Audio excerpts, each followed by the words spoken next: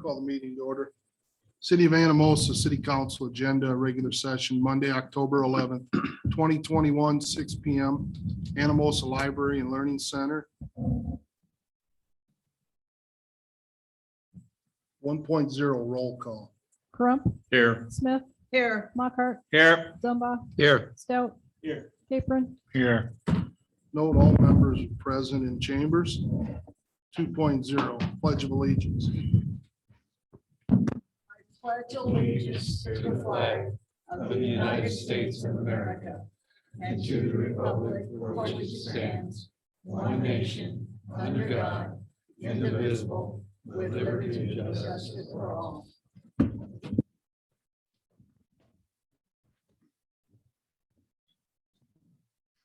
3.0 Approval of agenda. Move to approve. Motion by Kay, second by Jeff. Further discussion? All those in favor of the motion signify with aye. Aye. Opposed, nay. Motion to approve carried unanimous. 4.0 Motion to approve the minutes from the following meetings. 4.1 September 27th, 2021, regular city council meeting. Move to approve. Second. Motion by Rich, second by John. Further discussion or clarification on the minutes?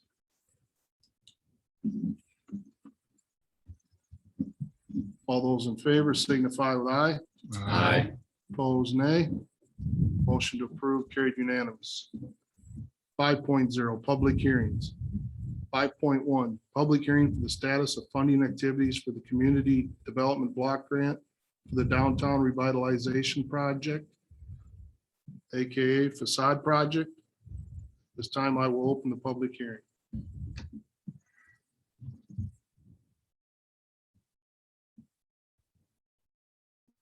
Item 2, proceedings, Tom Bruce. I'm Tom Gross. I'm a planner at the East Central Iowa Council of Governments. And as part of the status of funded activities hearing, which is a requirement of HUD, which is the funder for the grant for this project, there's just some kind of specific information that I have to cover that just summarizes where things stand with the project and goes over some of the remaining work to be done. So it's a little bit prescripted, so just bear with me. But for a general description of accomplishments to date, it is noted that architectural designs for 9 facades covering 10 addresses has been completed and bid out for construction, and that construction is underway. To date, demolition, asbestos removal, structural beam replacements, masonry repairs, roof repairs, and replacements have been completed.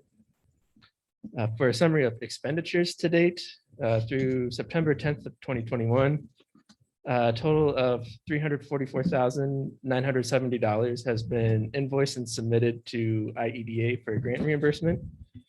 $201,443 of that was for construction. $128,357 was for architectural fees, and $15,173 was for grant administration and environmental materials testing, including asbestos and mortar, and then recording easements.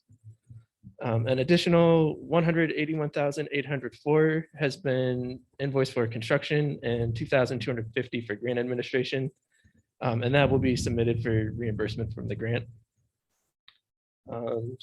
So from a grant of $500,000, design and construction costs are reimbursed at 49%. And administration costs are reimbursed at 81%.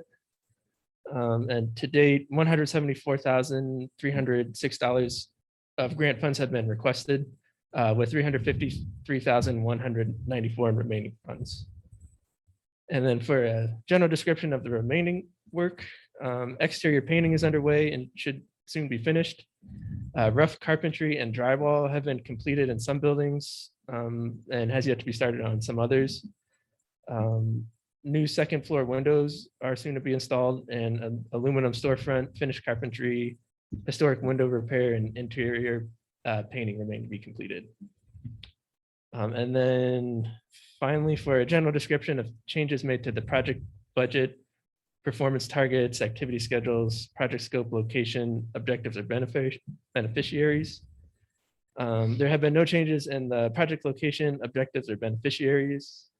Changes in project scope arose due to unforeseen and hidden conditions, including a severely deteriorated parapet wall, uncovered asbestos material substitutions due to availability, deteriorated oriel window structure, and minor owner-directed changes. The overall net increase to the construction contract amount from change orders in totaling $25,879. The substantial and final completion dates of the project remain unchanged. That's all I have to cover, but I can take any questions if you had any. Council? Questions or other comments for Tom?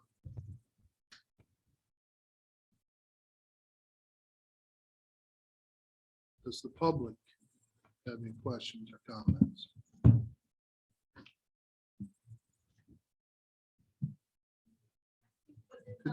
You'll have to come to the mic and state your name and address, please.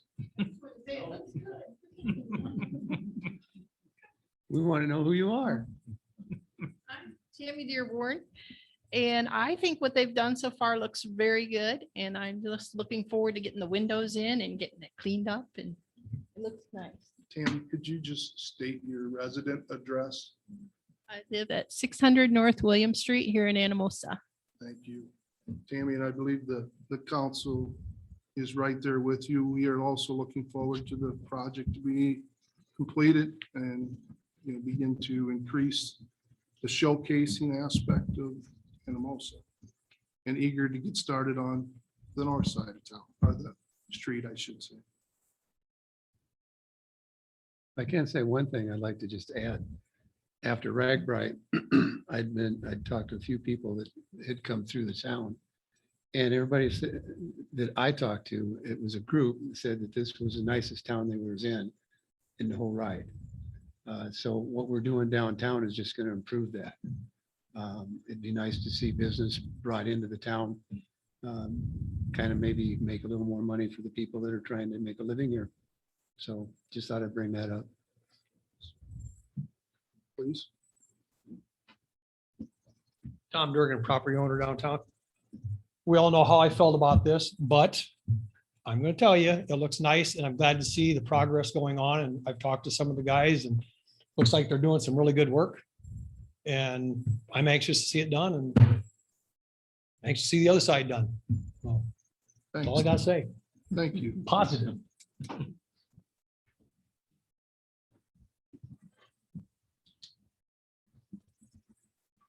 No other comment or questions. I'll entertain a motion to close the public hearing. Motion to moved. close the public hearing.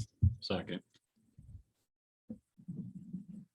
Motion by Alan, second by Rich. Further discussion?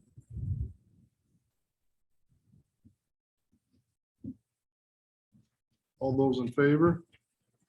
Aye. Opposed? Motion to close public hearing carried unanimous. 6.0 proclamations, none. 7.0 old business. 7.1 update on the police station renovation project. Brian Stark, Martin Gardner Architecture.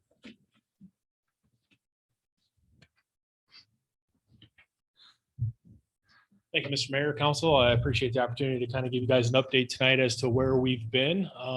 Been a long haul this year, working with police department staff, with Beth, kind of working through the process. We've come to a kind of a point where we want to be in front of you guys to discuss the project and kind of bring you up to speed as to kind of where everything sits. So one of the first things I like to do is have the floor plan shared if possible. There we go. So the intent moving into this project initially was, the understanding that this was a very budget conscious project. Communities, unlike Anamosa and a lot of communities, spending millions and millions of dollars on police departments is obviously not a popular endeavor in any community to do with, but it is an essential facility for the city of Anamosa. So we're working with the chief, working with Beth, working with the other law enforcement officers. our approach was to try to utilize as much of the good infrastructure and the good bones of this facility as possible.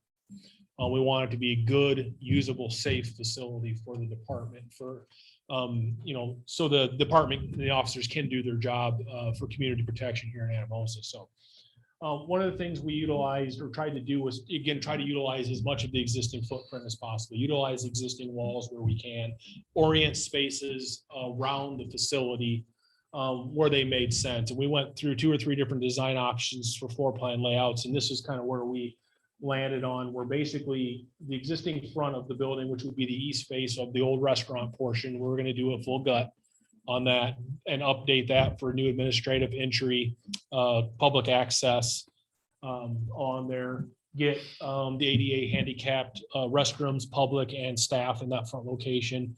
And also an entry point and kind of the first contact point for the law enforcement officers when they're dealing with somebody that they brought in for questioning or fingerprinting or that stuff. A lot of that operations will handle in the front.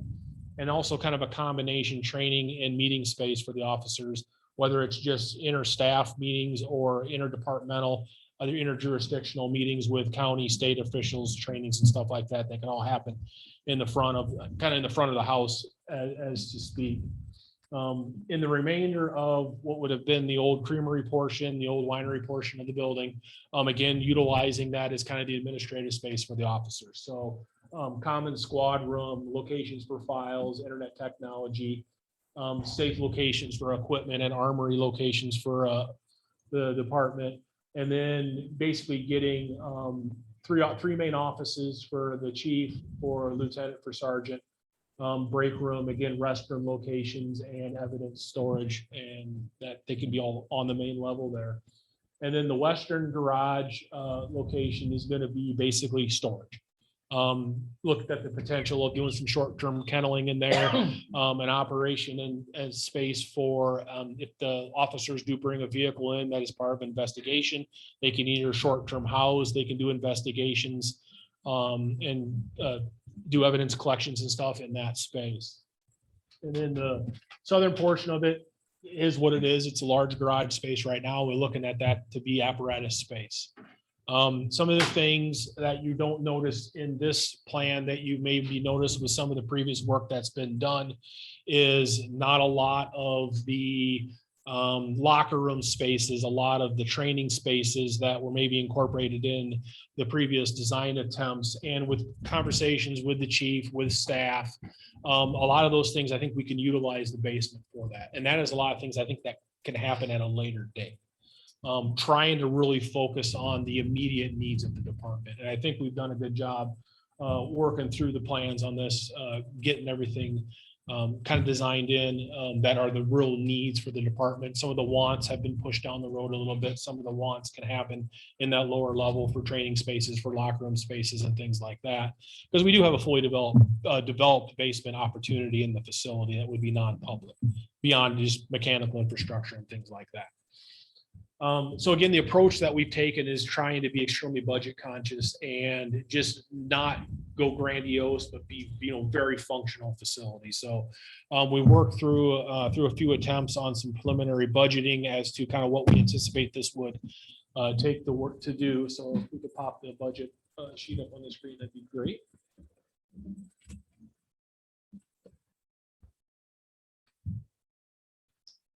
We've broken this down into several categories as we kind of look at it. So basically, this is about an 8,500 square foot facility as it sits right now. We're not looking at any additions. We're working in this existing footprint. Demolition is not major, but there is a fair amount of demolition that has to happen with the construction of this type, removing of walls, removing of some floor systems and things like that to gain access for plumbing, items around that. Site work, again, we're not approaching this project without doing a grandiose site improvement project. Really what we're going to focus on is the western portion of the site to try to improve the site and access to be able to get police vehicles up in the apparatus bay. Obviously, there's a loading dock there. We've got some height things we're working with. So we budgeted items just in that area for making sure we've got good drainage and we've got access to that area. Substructure work, as everybody that's toured that building knows, in the majority of the building, there's a flat floor in it. A lot of floor drains, not conducive to office space. So dealing with that is a lot of the budgetary line items that we have in the substructure aspect. Leveling the floors, taking out a lot of the floor drains, doing that. So again, we have a nice flat usable surface for the office space. The exterior enclosure portion of the budget is dealing with everything on the outside. Our approach for this building is really the building stylistically. There's nothing wrong with it. We just want to improve, do some of the maintenance, put a coat of paint on it, maybe infill some windows, swap out windows that need to be taken care of. Because it's a law enforcement facility, police officers typically don't want a lot of windows in their facility for a lot of reasons that are understandable. So taking out some windows and filling walls, things like that. Interiors are really what it entails. It's the interior construction, development of the offices, floor finishes, framing, etc., like that. One of the largest single portions of any project of this type, especially moving into an existing building that had a completely different use, is the services aspect. Plumbing, HVAC, electrical systems need a full upgrade in this building. We're removing a lot of existing plumbing work that is no longer going to be needed. So there's a fair amount of expense to that, to the tune of about a fourth of the total budget is really in the mechanical, plumbing and electrical systems for that. With a project of this type, assuming that we're going to do a pseudo general public bid or some sort of negotiated bid process, since it's an essential facility, we've got some options on how we would go about soliciting bids from contractors. But generally, we always add about a 10% general conditions that a contractor, on average would put on a project, and that would be their bonding, their insurance, mobilization costs, and things like that for a project. And then obviously this year has been wonderful for us and the construction industry in trying to set budgets. Last 10 years has been unprecedented in some of the cost overruns and things we've seen in my 23 years. And so we always carry a general construction contingency with every project because it's a renovation. Our standard is a 10%. So we always say there's a 10% budgeted contingency that we want to have any governmental entity have that pool of money available for the unforeseens. And then because we're fairly early in the design process and because of the kind of instability in the market, we've put a 20% line item in there for basically a contingency as we would move forward in the development of the designs, get more of a grasp on what's going in the building, how it's going to get put together. We would tap that 20% funds and actually move it up into the categories above. Again, to kind of develop the overall budget. But we're pretty confident, again, that it's really majority of an interior renovation. And we want a very utilitarian, a very durable facility. But the officers and the chief haven't expressed any interest of really needing, again, to have a grandiose facility. They just want a good, safe, dry, non-leaking facility that they can run their operations out of and feel comfortable and confident and safe to do their job. So, again, I know that initial conversations when we were selected as the architect, that there was a $700,000 kind of overall budget to be able to do that. Unfortunately, with today's climate and the amount of work that needs to happen, we can't make that budget, but we can get close. We're looking at a construction budget estimated of about $911,000 to do the project in today's numbers. Obviously, we don't know what's going to happen in the next 6 months of the year with construction costs. We're seeing some dips, we're seeing some things come back down, but we're still seeing a lot of supply chain issues. I don't foresee that getting better, but we can only hope. So that's kind of where we're at with it tonight. And ultimately, I guess what we're asking is input from the council as to what's your next steps you want to go over, because we're kind of at a stopping point of our contracted services where we take that pause. And we want the council to kind of give some input and give us a direction as do we want to move forward? Is the budget too high? Do we need to look at cutting costs? I think we've been very diligent of trying to be as budgetary conscious as we can. But obviously it's you guys are representing the city of Anamosa and the constituents. So I'd like some input and I guess a little direction at this point. So okay. Questions? How much of this work do you believe could be done by city employees? There's a good portion of it that could be done. One of the conversations we've had, especially at our last meeting, was some of the demolition work. We look at some opportunities where it's city staff in the wintertime, there may be some downtime. Hopefully we have a calm winter. We don't have a lot of snow removal. Maybe they have some opportunities to transition some of the workforce into there. We're prepared to give some direction with myself and our structural engineering staff to pinpoint, maybe do some of the wall demolition, maybe do some of the electrical removals, some things that can be done safely by city staff. I think there's definitely an opportunity to save some costs with some of that that generated labor from the city.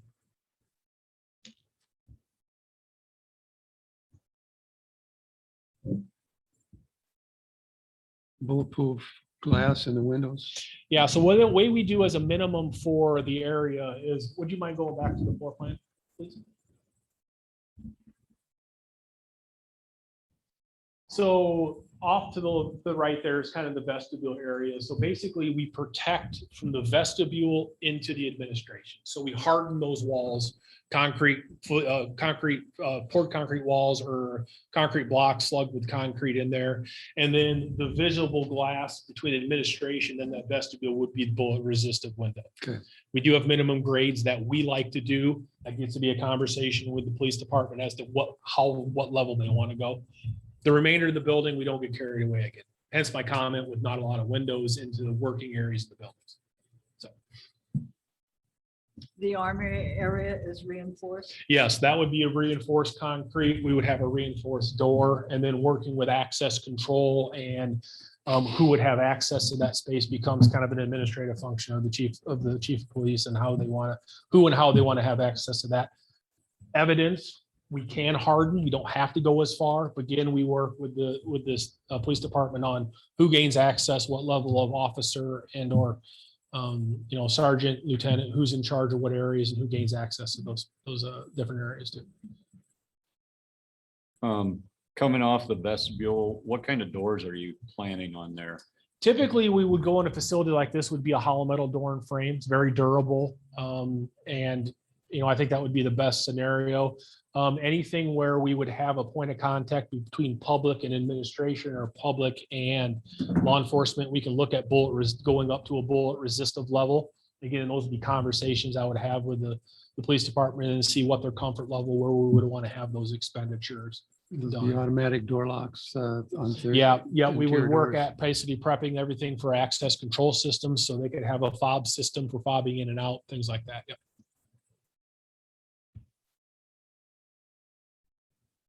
And the same thing would be for any of security. If it would be a security system or camera system, typically with projects of this nature, that wouldn't be systems we would build into the project, the access control, the camera systems. We would have all the preparatory work, all the rough-ins done. But again, if it becomes like a general contractor bid where we have one general, there's no reason to have the general contractor hire a security specialist to do that work and have that overhead markup on it, when the city could work directly with their preferred vendor on a system like that. And again, it's cost savings and actually getting you guys exactly what you want, tailored to what you want. So.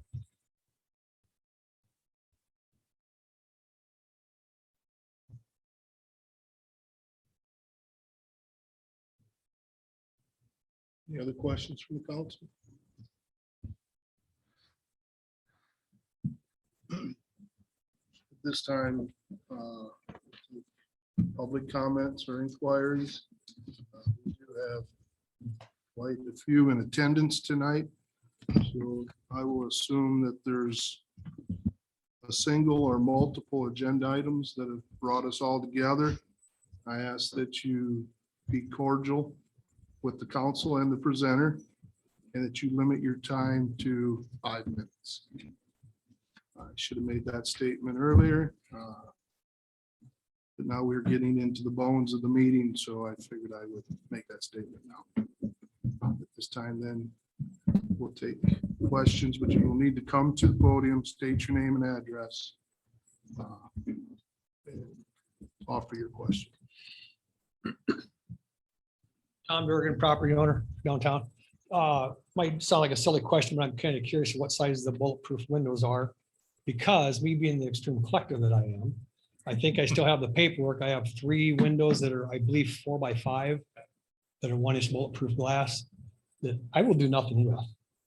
And that's definitely an opportunity where we can look at something like that. The biggest thing that we look at, especially with bullet resistant glass, is looking at the ballistic rating. And if there would be a way to determine the ballistic ratings of the glazing, we would definitely be interested. Some of the older glazings is very difficult, and how they tested back then versus how they test now, especially with UL, all the Underwriter Laboratories testing requirements to go with bullet resistant glazing. Because of the nature of what it is and the potential for lawsuit if it fails. Yep. We want to be very cognizant of what we're doing. Yep. But again, not saying it's not something we could look at. Yeah, because I had the paperwork. I think I probably still have, and it had all of that information in it. So I'll try to find it. And if you guys want them, they're yours. Pass that information on to the chief. I think we'd be definitely interested. Rebecca, could you hear that conversation? Yes, we could. Otherwise, I would have made a noise. What if I just was wanting to clarify? Dick Dearborn, 600 North William Street. Just a quick question. Do we have plans for a standby generator? That is something that, as far as the infrastructure for the project, we would be prepared to have, basically, would be prepped to have that, yes. And again, that would be one of those items where we would not include that in the bid package, because again, there are resources outside of a general construction project where generators can be acquired. So yeah, Just wanted to be facility design. considered as Yep, I absolutely. thought. Thanks, Dick, Tom. Any other public comments?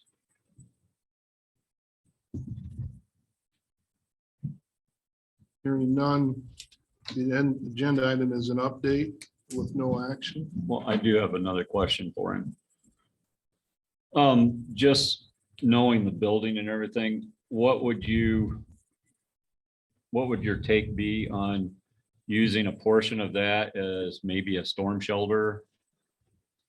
Anything we would have to do regarding a storm shelter, we would basically construct inside of what the existing structure would be. So if we deemed that like the squad room or the break room or an area like that, where we could harden that specific portion of the building for staff only, I think would be very well, I think it'd be a very smart thing to look at, and it wouldn't be a huge expense to go that route if we can keep it basically confined to just maybe the departmental staff. Opening that up to a more of a community safe room project, larger square footages does obviously increase cost, and dealing inside of an existing structure does have some of its limitations or its challenges that we have to look at. Well, and I get like where the office space may not be used, but like the training room or the basement, something like that for maybe the residents that are close to downtown that might need a shelter if it's It would bad have to enough be on a main floor. It would have to be fully accessible. okay. So the basement kind of becomes out of, bounds as far as the public is concerned, again, city staff or the police department staff, because of the nature of their business and fitness requirements, having them to go downstairs to be able to go into an area in the basement, again, I think would be very acceptable and would be a smart thing to look at. But I just don't think this building as it sits as an existing building, it makes a lot of sense to maybe look at a community aspect. It just, in my opinion, so. Okay.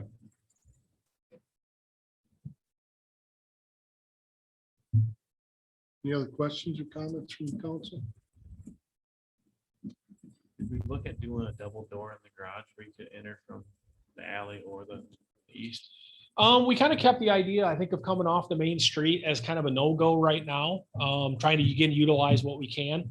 As we go through the process and furthering the design, if we find out it is not beneficial to raise all that grade off the alley and it would make sense to transition off of there, I think that would be a very smart thing that we definitely would consider.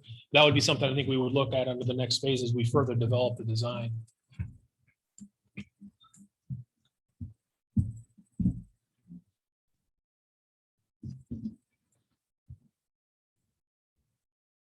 Again, there is no decision as part of this agenda item. It was just a presentation of update. Correct. Brian, thank you for your time. All right.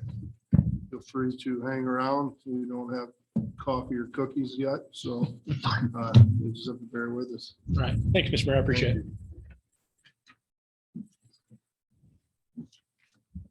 8.0, new business. 8.1, discussion possible action, Dillon Military Bridge, Tom Durgan. Tom Durgan, property owner downtown. First of all, I appreciate you guys letting me take the time to talk about this because I'm very concerned about this bridge. I'll give you a little bit of background here. Some of you may know and some of you might know, but 32 years I've been a search and recovery diver. I've dove a lot of, for various counties, Jones being one of them, but I've dove a lot of dams and bridges. This is by far the worst bridge I've ever been around. It's bad. So I've been kind of watching this for a few years and I have some pictures. There's some areas that I think you'll really see some areas of concern with. What I am not, I'm not an engineer and I'm not a bridge inspector. This is purely my opinions. I did get together, I got John Dirks with me, Cody Schaefer, Tyler Day. Me, John Dirks and John Klein took Dirks's boat out and did a fairly good inspection of that bridge. And as you'll see, there's a lot of damage and that structure needs some serious attention. Because my fear is that somewhere along, probably like an ice dam is going to take part of that out. I think it would probably cost more to pull that bridge out of the river and do repairs than what it will to fix this. And I don't think it'll be cheap. We have some things that me and John have discussed about trying to do some temporary to support some of that. That being said, I have a 4-minute video. I had 167 pictures, but we cut it way back because I don't want to keep everybody here all night. But I got a 4-minute video I'd like to show you. And then I would like to go back and stop and make some points so you can kind of see where we're at. You'll see a lot of tape measure in this and a lot of damage. But if we can watch that, if you guys are okay with that, I appreciate that. Council, do you have any objection to that? No, I'd be happy to see it. Good, thank you. Okay, I'm gonna try sharing. I have turned the volume down a little bit on my end, so hopefully it doesn't blast the speakers out over there. And hopefully the video isn't or loads correctly, so that you guys get a good view and it doesn't start and stop on your end. So just let me know, like by waving or something, if it's going wrong. So, 1 second, it's asking me to put in a password. Let's see if it works. Okay. Sound may not work, but hopefully you can see the video. And I'll get it started.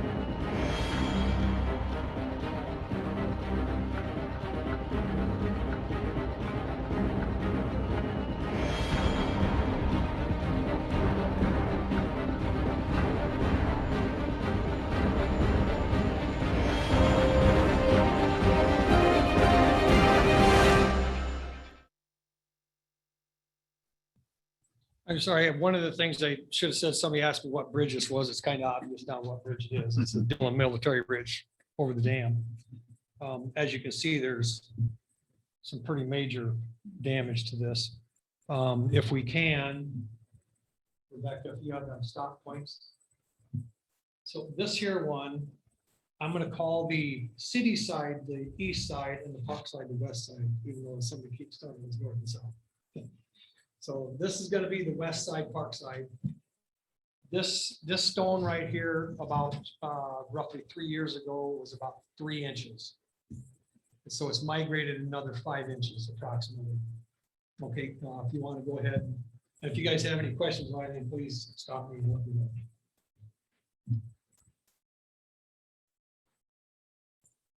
This is one of the rollers on the west side.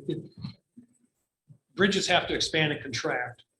On the east side, the bridge is affixed, appears to be bolted solid. These are rollers on the west side, which I don't think can function at all, and the other side is broke off. So my opinion is every time that bridge expands and contracts, it's dragging and pulling. Some of the pictures we did get is around the top of that, you can see divots. Because wherever something gets washed out or disappears, something has to backfill that and come back in and take its place. So that's some of the tape things that you've seen is where we've stuck tapes. I stuck a tape way back in, we're hitting dirt. There's one area that you've probably seen 6 foot back in that we stuck the tape in. So go ahead, Rebecca, please. That was the broken one. This here, that's the little ornaments. I don't know if that one piece is just setting up there. If it's broken hanging by, I have no idea, but I just wanted to show that because that's really dangerous. If that was to fall off and someone's walking under this bridge or through this bridge, go ahead.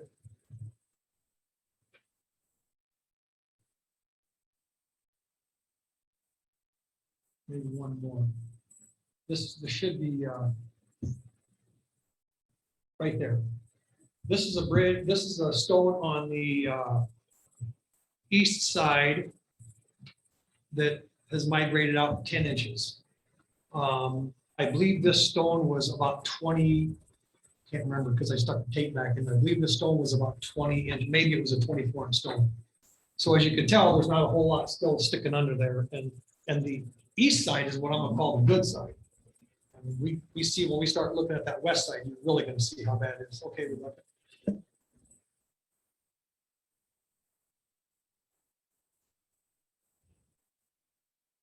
Right there. This is back to some of these pictures, because I had the plans were, I'm gonna back up here, but the plans were I was gonna dive this bridge, but my standby couldn't make it. And when you're doing this, you take this very serious so you don't dive alone. He couldn't make it, so we took pictures. So I got some pictures, but then we kind of went back and took some more. So some of these are kind of east to west. This is the west side. If you're standing at the bridge facing town, it's going to be the upstream side. That stone appears to be holding up the majority of, I think it's about 5 layers. That picture that showed that I said it migrated out to 5 inches where it was 8 inches, that's above this, way at the top. The stone right above that is really bad. Excuse me while I butt in here, but that's kind of an indication of a serious washout down below, isn't it? Yes, there's a whole bunch missing below this. And what appears to be happening here is now we've created, Mother Nature's created red chert. So this is the side that's getting hit by the water. So now we've got this little hole, and so it's becoming pressurized. It's washing through. It's washing out the other side. So it's taking anything in its path underneath it that's undermined. And like I said, something has to replace that. So it's either, my experience around stone is usually don't give you a warning, it just collapses. So that stone I think is going to hold them off. And it's not very big. It's kind of a triangular shaped piece, maybe what, John, 20 by 20 by 20, something like that. With that. Okay, Rebecca. And I just want to mention, you might want to grab the mic so that you can talk in whatever direction you need to talk in. We're Sorry. catching you most of the time, but every now and then you get a little quiet. That one? Yep, that'll work right there. So the the whole. There we go, look at that. So where you can see, there's a corn stalk setting up and down. Back in behind that corn stalk is that piece of stone that we said is kind of holding up the majority of that. So you can see there's a bunch of erosion. Because I couldn't dive, we probed all along there. And it's pretty bad underneath, but I really wanted to get, and the plans are is to dive this yet. So we can really get some hands-on because you can't see. But it is really bad underneath there. We're only seeing a fraction of the damage here. But you'll see there'll be another picture and you'll be able to see that whole piece is falling over. Okay, next. I think I had about 14 pictures to, yeah, they're right there. That is, there again, you can see the corn stalk, and up at the top is where that top stone is migrated out 5 inches in the past roughly 3 years. And all of that is leaning really hard. The pictures do this absolutely no justice. If you're there and you're seeing this, it's incredible. I cannot state that enough. Okay, next.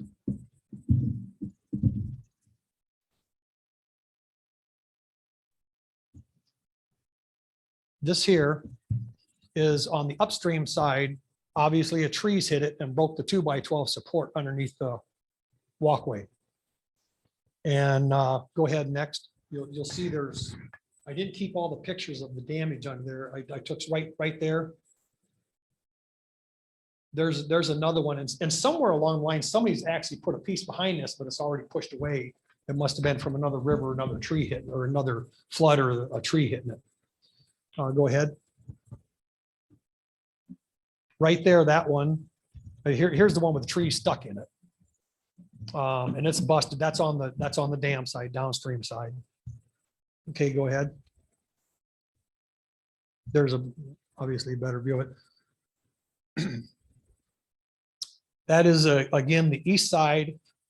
The stone that migrated out is the large one to the right, like the second row up. It's kind of hard to see, but there's several stone and this here we probed all along there too, and it's gotten really bad. Okay, next, Rebecca. This is on there's 4 of these and you've seen them in the video. Trees are kind of a darn if you do, darn if you don't, because the roots are going, they'll kind of hold, but as they grow, they expand and they shove things apart. So this is a tree on the east side, and you can see, go to the next picture. You'll be able to see that as we start to zoom in on this. There you can see that how it's fracturing the stone. Next one. Right there, you can see what it's done. I mean, that tree's growing in there pretty hard and doing some serious damage. You know, like I said, they up to a point, but then they start to destroy because they're expanding. Trees and vines are not good for structures like this, in my opinion. Okay, go ahead. Next one, yeah, right there. This we think might be like really old damage. This would be toward the east end. And that exactly what you see in that picture, that whole beam is twisted, but we can't really see any like really fresh or any newer stuff. It looks like something that's been that way for a long time, but we're into this, so we took a picture of it to show you. Okay, next, I think we're kind of coming to the end here. Right there. That one, you can obviously see how much it's moved out in the big hole, and there's not a lot there anymore. Go ahead. There's a really good view of the west side. And you can see the amount of damage, and we're not seeing all of it because of what's under the water. Okay. And then there's our Save Our Bridge. So I wanted to bring this to everybody's attention. Because one, I don't know if this is part of the bike trail. And if it is, something really needs to be done with this. There's been some repairs done to the deck periodically, I can tell, because it's, the old stuff was nailed down, the newer stuff was screwed down, and you can tell there's a difference. Now, the last I knew that had a major update on that walkway was 1976, and you were there.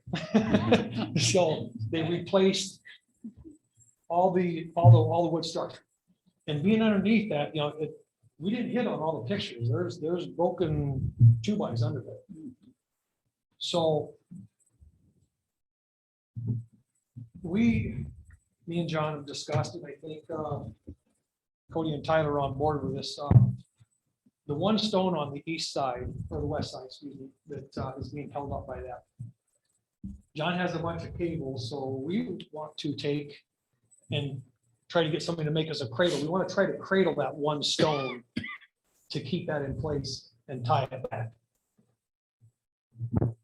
If we get a hard winter and a lot of ice, I mean, if it pulls the stone on the other side, I'm really concerned about the bridge, obviously. These guys are really concerned. I don't want to speak for them, but I think they're really concerned about it. At a minimum, if there's any kind of ice flow, if there's any heavy water, that bridge needs to be, in my opinion, closed to pedestrian traffic. I think it's that bad. That is my opinion. Like I said, I'm not a structural engineer. I'm not a bridge inspector. But something really needs to be done with this, because it would be a crying shame to lose this bridge. That is one of Anamosa's structures that you come in, you see, and it's awesome. I come in 5:30 in the morning and I can see it now. For some reason at the powerhouse, they're leaving lights on. And you come in there and you see that. It's awesome. We can't lose this. Something's got to be done with it. So now there's an E28 agreement that's signed by the city and the county. 50-50 owners, the way I understand it. The city has the primary, I'll call it, to do whatever, but when it comes to the money, there has to be an agreement, the 50-50 with the county. So it's not all on you guys, but. Is And this the- bridge and on the National Historic Registry at I all? was told it was not. I did not check that personally, but I was told it was not. Okay. Because if Derek was here, I was going to ask him if there's any kind of, Because it was built, what, in Money. 1880? yeah, it was in that one picture. I don't remember what it was. 87. 1887? Yeah. No, you can see there's been some repairs. I think some of the repairs were done when they did the dam years ago. That one side looks like it's It's bad. close to being collapsed. And if you go up on the park side of that, I'm sorry. Didn't want to interrupt you there. No, it's okay. If you go on that park side, you can see the divots. John thought, well, maybe some of that was washed when the river was come up and come over that. But like I said, whatever comes out of there has to be replaced. Mother Nature's going to take its course, and it's. Do I have the answer? Absolutely not. Do we have a temporary fix, I think, or temporary cradle? Yeah, we do. Is it something that should be closed all the time, not just the winter, if it's that bad? You gotta put me in the hot seat with a whole lot of people, aren't you? Well, Because I tell you what, my opinion, yes. And I know there's gonna be people hate me for saying that, but you know what? I've been in them rivers, I've been in them situations, and it's always a bad situation. So the last thing we want to see is that bridge go down with somebody on it. but I think it's something that at this point in time, we need to have an engineer take Yes. a look to take the pressure off of you making those statements and have somebody with authority to actually do it. Yeah, because like I said, I'm not an inspector, Well, and you know, this is my opinion. yeah, in this summer with the river being so low, it really exposed Oh, yeah. an awful Yes. lot below the water line. And that's why I was kind of waiting, and we had the dive set up at one point, and then we had all that rain up north, like we had like 15 inches, well, then it brought it up, it's like, well, you know, we're doing a research mission here, I'm not doing a cover of any kind, so, you know, we wait for it to drop again. So, but the plans are, we even discussed this winter, because John has an awesome boat that, I mean, we were able to get right into there and stay and do everything we wanted to do. But we talked about even this winter, I'll either dry suit dive, because a lot of times the rivers are clean up so you can get really good visual on this. Or John Klein has a GoPro that we can put on the pole and go right along. We might be able to pick up a lot of that. It feels like that, and that's why I would like to dive this. It feels like probing it, that some of the original stones that have fallen out are there. You know, they've obviously migrated down, but it feels like some of them, because there's some pretty massive stuff there. You know, you can't tell. So, like I said, I want to bring it to the attention. My plans are to go to the Board of Supervisors, unless you guys want to talk to them and you know, say they're basically the same thing. So they're aware of it, and I want to make people aware of it because it's dangerous, in my opinion. Sorry, Rebecca. So, I don't know. These guys have anything to say or want to say anything, or, you know, John's been on this river a day or two. So he's seen a lot of this over time change and get tore up and destroyed, as I think all of us have. But until you really bring that and you start taking pictures up close, you know, people don't really pay that much attention to it. So I think that's all I got to say. You guys have anything to say?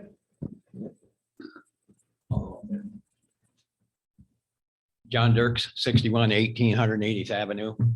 I do not believe that bridge is on a historic list for the simple fact that we were going to put it on there at one time, but in order to put it on there, we had to put it back to the original state, and the original state calls for, I don't remember if it's 2x6s or 2x8s along the sides. Well, if we put them on there and we get high water, debris catches on that, we'll take the bridge out.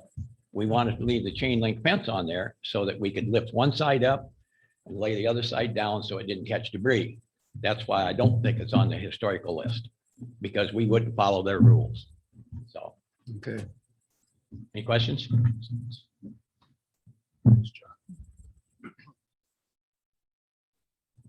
Just one more thing, I guess, is, or Rich said something about getting an engineer, which I'd love to see that. But until that time, I still think, here again, my opinion, ice or high water, heavy water, it closes the public. We close the park road, we close everything else off. Someone's on that bridge and it goes down. There's no saving. That's all. Not on high water. They like to go over there and watch the water go over the dam. If that happened to be there and they're in the middle of the bridge, they wouldn't get off. Nope, absolutely not. The only save would be is for the bridge hung on to one side and they were able to climb out. Other than that, it's, yeah, so. Okay. Thanks, Tom. Thank you. Very good. Thank you very much.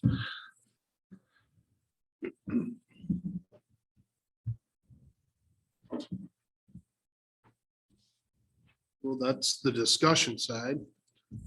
Now, is there action the council would like to take at this time? Well, do we need to talk with the county first and I think we have should. some kind of an understanding with them as to how to proceed? Since they are, what do you say, 50-50? 50-50, but you guys have the, you guys are, I call it the primary. Basically. Hey, Tom, Do I need to come back? Watch that. We can't hear you unless you're standing up. Okay. General agreement is agreed and understood that the bridge shall be considered to be owned and controlled on an equal basis by both the city and the county. It is agreed and understood that the cost of maintenance and repairs of the bridge shall be authorized by mutual agreement of both the Anamosa City Council and Jones County Board of Supervisors, and shall be shared on an equal basis, with each entity paying 50% of any net cost minus the amount of any grants obtained for such work. Number 4, city lead on project. It is agreed and understood that the city shall take the lead in obtaining the services of engineers, consultants, contractors for the maintenance and repair of the bridge, provided the county has authorized such services in advance in writing to the city. It is agreed and understood that the city shall prepare applications for funding from outside agencies for the maintenance and repairs of the bridge. Such applications shall identify both city and county as joint owners of the bridge Applications for funding shall be approved by the city council and the board of supervisors. And then the term of agreement, it just renews every 5 years. So that's kind of the gist of it. I did not read all of it, but that's pretty much the gist of it.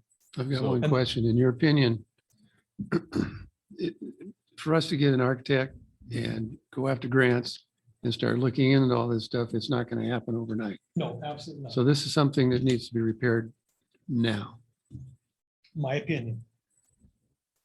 Because, just like I said, in about approximately 3 years' time, that one stone at the top has moved 5 inches. Something I've been watching for a long time. And so, There's a lot of weight on that stone. yes, and that's the sliding side of the bridge. So that's the side, I'm sure it probably all moves. at It's this tearing point in the itself slide. apart is what you're saying. Pardon? It's tearing itself apart is what you're saying. I can't honestly say and tell, but I would suspect that side, because that's the movement side, is continually dragging, and it's just not going to do it any good with, especially with the broken roller. You talked about a cradle. Is that something you would be willing to go ahead and do? Oh, yeah. Until, Yeah, we discussed that. We're more than happy to do that.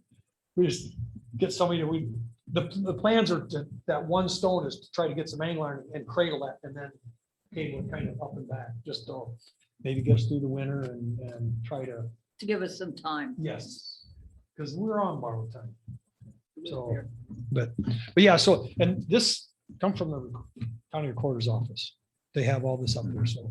I Okay. remember 2000 was retroactive 2007, I think. So.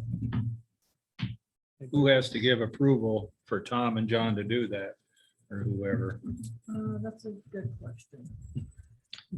We probably have to make, if you're gonna present to the supervisors, just let me know how that goes, or if they have someone to contact there. I don't know if maybe the auditor. Yeah, because I don't know when the next meeting is, but that's my plans, is to be there, say hello. Should be tomorrow. Oh, it is? Oh, too late to get the agenda for that one. Next one. Okay. But Right. I would like, if you are going to present, to let the city know, and maybe we could have Shane there or something to, or even Beth, to at least be part of the city side of it. Yep.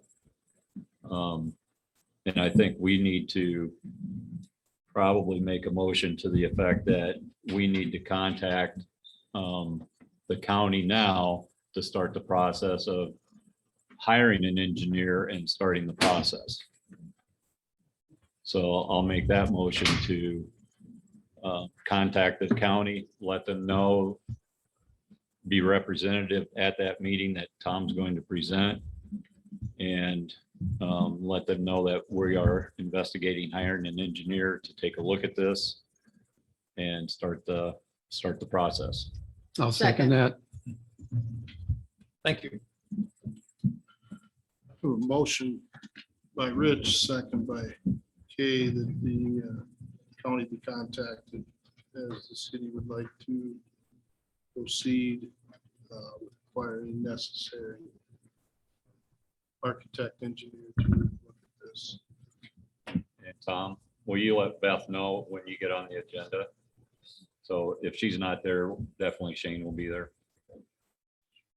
Based on what Tom read, it doesn't sound as if the city or the county unilaterally could make a decision to close. Again, based on what Tom said, had read, there might be a safety clause that it could be. Is it something that the council or the city feels should be pursued as getting some type of temporary closure until an engineer or architect can investigate to see the depth of how that bridge is compromised? We still need to be on the supervisor's agenda for that.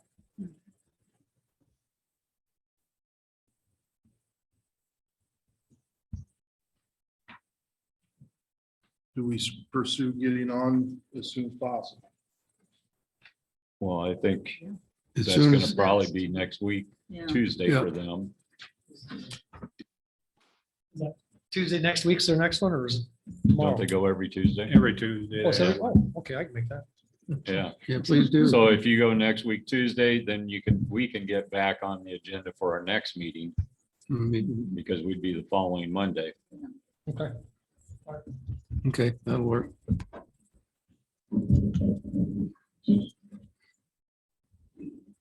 Any further council discussion? Does the public have any additional comment on this?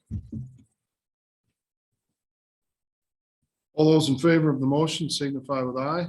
Aye. Opposed, nay. Motion to proceed carried unanimous. Thank you, Tom, for the presentation. 8.2, review and approval of DNR inspection report of the wastewater treatment facility. Steve Agnish. Steve Agnich, Utility Superintendent. As you can see, in August, we received our 2-year sanitary survey. And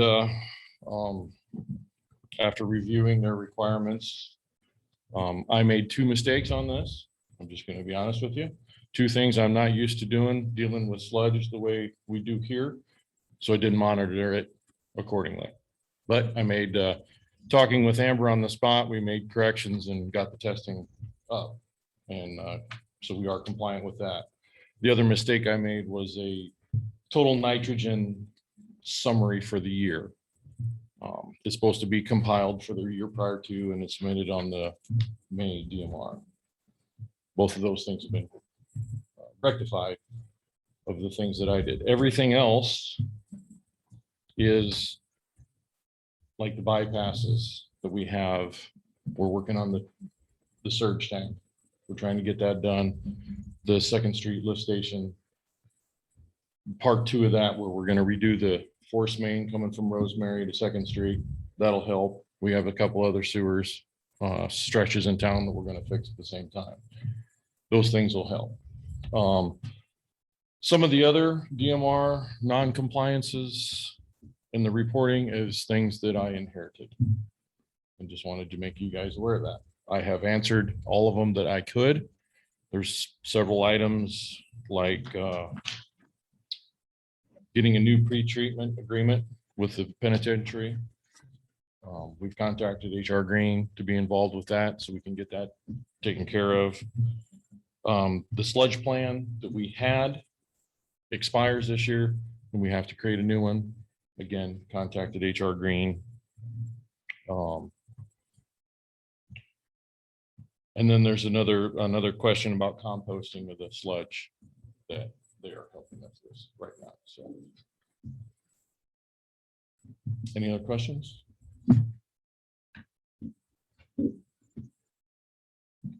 So with all of the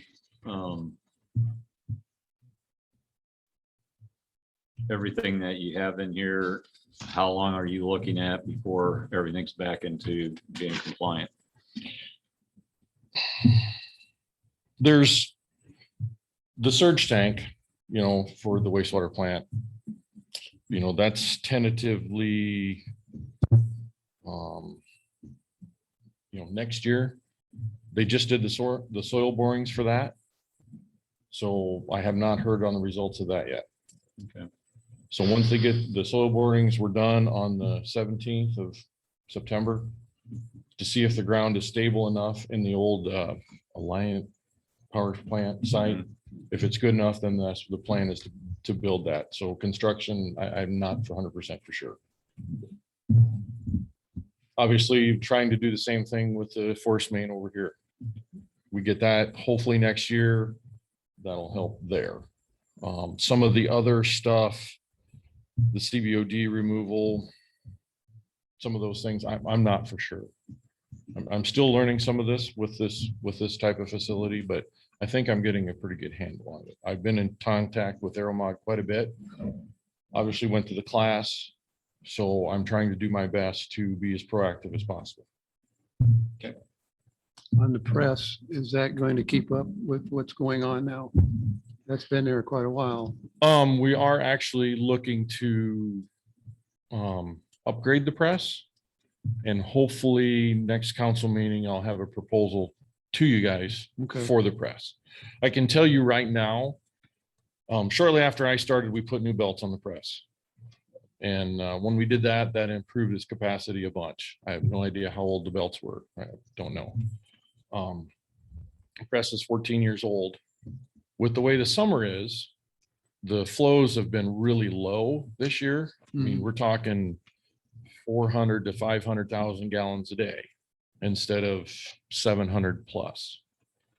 So with the lower flows, it seems like we're getting in less material, I'll just call it. So we have only been running the press like once every other week right now, just because of everything being down so far. Okay. So if we get back to normal weather, normal rain, I'm sure that'll go back up.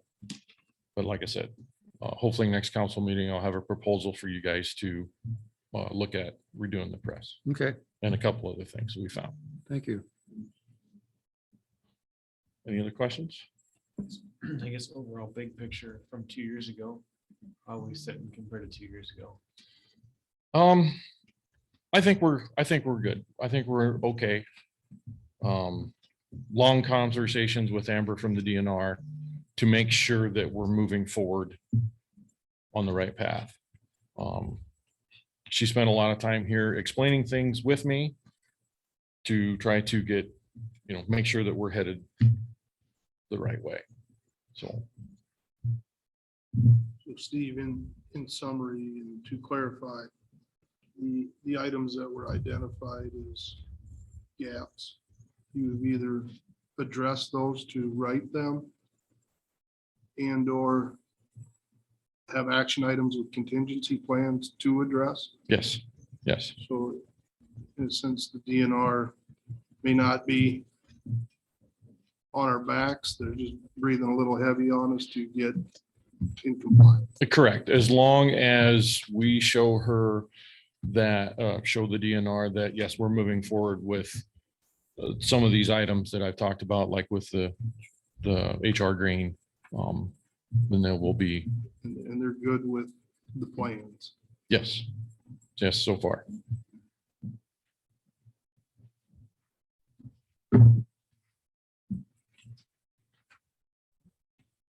I think you started off on the right foot. You hit the ground running when you started here. And since you're new here, the DNR had very few complaints with you. It sounds like, I think as long as you keep doing what you're doing, we have very little to worry about. I'm going to do my best, Alan. I'm going to do my best to get us in compliance to the best of our ability. So The good part was, in all honesty, was them coming in when they did. So Absolutely. you weren't Yes. 2 years down the road, still doing the same thing. Yeah. yes, You're hitting them at the start and can make those adjustments as early as possible. yes. Amber felt kind of bad by giving this to me after the one conversation we had on the phone after the inspection. She said she felt really bad, but she said she wanted to use it as a teaching point. Yep. So Yeah. I thought it was a really good teaching point from the DNR. Well, when I first started reading it, had my undivided attention, I'll tell you that. So. So have you made up your written response to everything? That is, there should be attached in your packet. That's Yeah, it. it's here. That's my written response to the DNR. Very explicit. And I did, it was, obviously wasn't in time. I did get a response back this afternoon from Amber that said, thank you for the timely response and addressing these issues. As you noted, please update us to continue to work on these items, especially the sludge plan and the ASP treatment agreement. So, Do we still surface supply sludge? yes. Yes, we do. And that's okay with the DNR? Yes.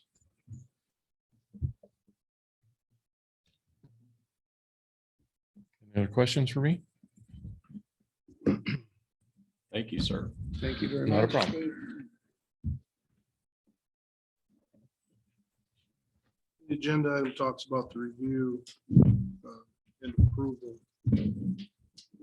Beth, are we looking to, is the council looking to approve accept the report as it was submitted? And the answers, And the responses. the responses. I'll make the motion to accept the report and accept the responses. Second. Motion by Rich, second by Alan. The council discussion. Public comment. All those in favor signify with aye. Aye. Opposed, nay. Motion to approve carried unanimous. 8.3, first reading of ordinance amending chapter 90.14 water billing.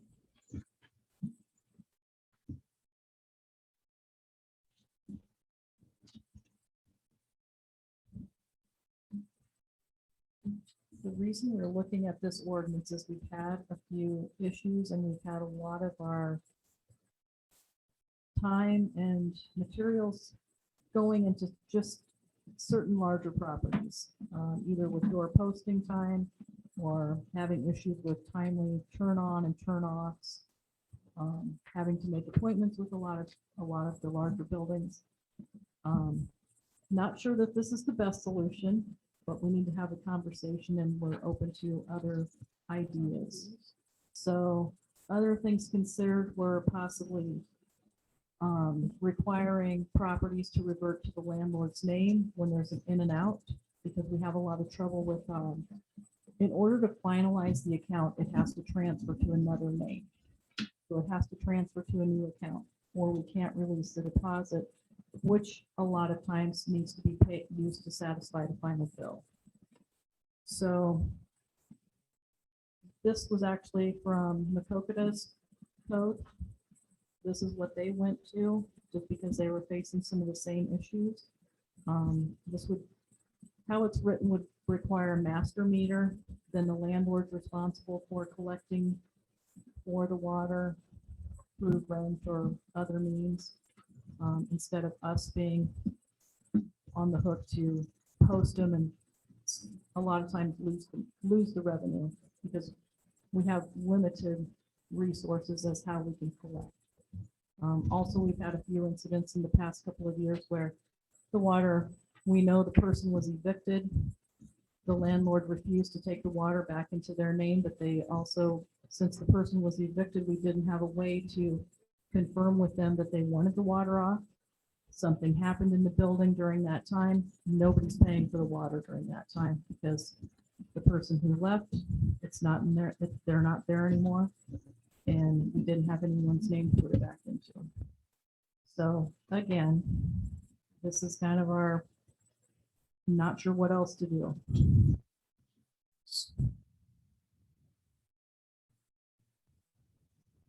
Steve Agnes, Utilities again. One of the other things, if you know, we're working to switch the radio reads right now on the water meters. So by doing this, it costs approximately $144 to upgrade the piece of equipment that's on the outside of the house, trailer, whatever. So if you went to this, that would save the city a lot of money that we wouldn't have to put on every house, every trailer in town. So the radio read has to go with each meter. Yes. Unless there's going to be a cost sharing with upgrading the equipment for us to continue reading it. Otherwise, we would read one master meter. And that would be the end of it. So right now, the radio read, there's however many units there are, there's X number of For each. those cream. So there'd be like one that you could add X, multiple up to any number, basically. If you had a 10-unit apartment building, there's one that's more high tech that you could have all No. those plus. No. No, you have to put No. in 10. You have to put in. But the you're 10. saying you put in like an 11th that could be. If you went to, if you use it, we'll use the apartment building with 10 apartments in it. If you switched it, then you would have one meter that would read for the whole facility and you would have one radio read. And that's it. Instead of putting in 10.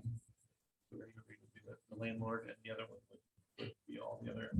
No, it's just, that's the piece of equipment that makes the water meter talk to the computer at City Hall. Okay, I got you. So it's just one bill. It would just have to, fit, bookkeeping on the landlord side would be how they divide that. We have some that we still had issues with not separating the meters or ending up putting the bill in one tenant's name, them not knowing that they're paying the bill for both units. I mean, there's just some issues and we're just looking for a way to resolve them. Well, that's good, but like you said, Steve, if you have 10 units. Mhm. But what if one person has a toilet leaking? So the owner's paying for everything, but one person is causing more expense for the owner and not the other residents. I mean, is there a way to know, no way to know then which one is having that problem? No. But it's then becomes the owner's responsibility to, if the bill is $100 a month, to disperse that amongst all the tenants. And I understand you'll have the situation where if you have 10 apartments again, you might have a couple that lives in this one, you might have a family of 4 that lives in this one, and obviously you're going to use different amounts of water.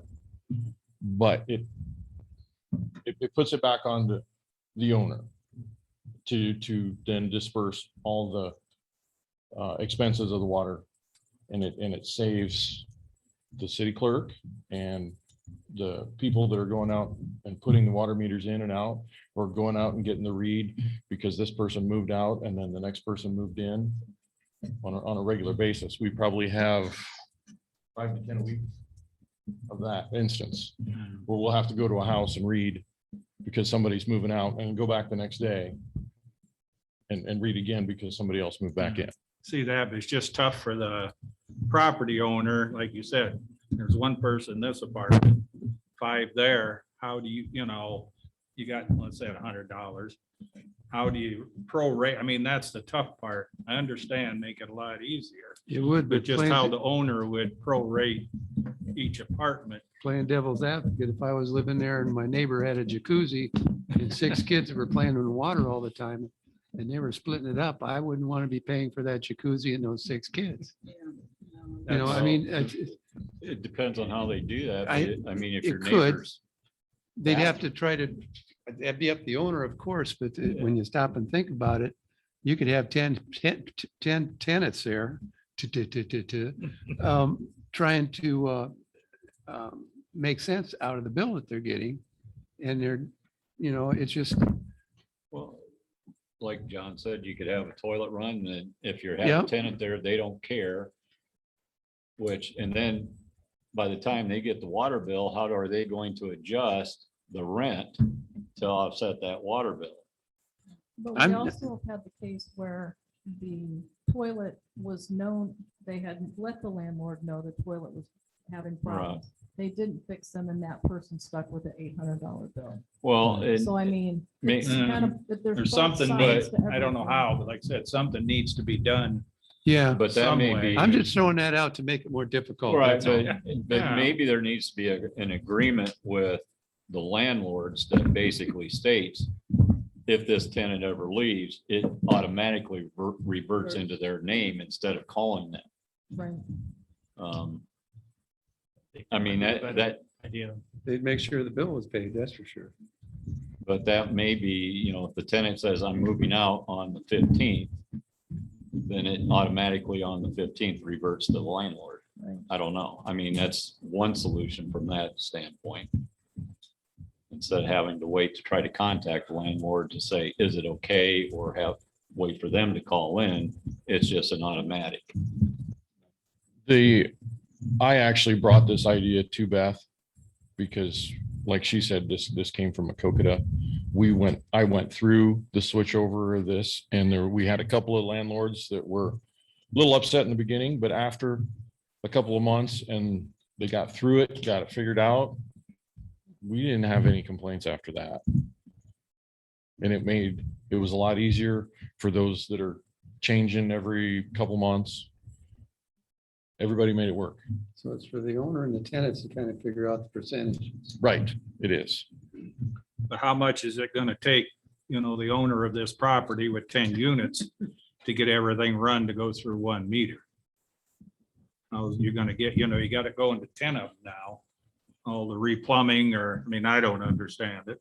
Probably the easiest solution to do this would be if the city decides to go through with this, we go on the outside, we put in a meter pit. And then after that, then the water meter becomes the property owners. Put it on the outside of the building, and then all they have to do in the building is basically take the water meter out and put in what they call a straight pipe. So then, it's never, it won't have a meter there. Mm. And then it's just the meter out in the pit. I mean, something needs to be done. I don't, and what the best solution is, I don't, Steve, I sure don't know. this is well out of my area of knowledge. One thing that I guess I don't understand, so if you had a 4-unit building complex. Okay. You currently have 4 meters, one to each unit. Correct. So you eliminate that, you would put in 1 single meter. Correct. At whose expense? That's to be determined. Is wouldn't each meter ideally have its separate shut off? Like a curb stop in a sense or not?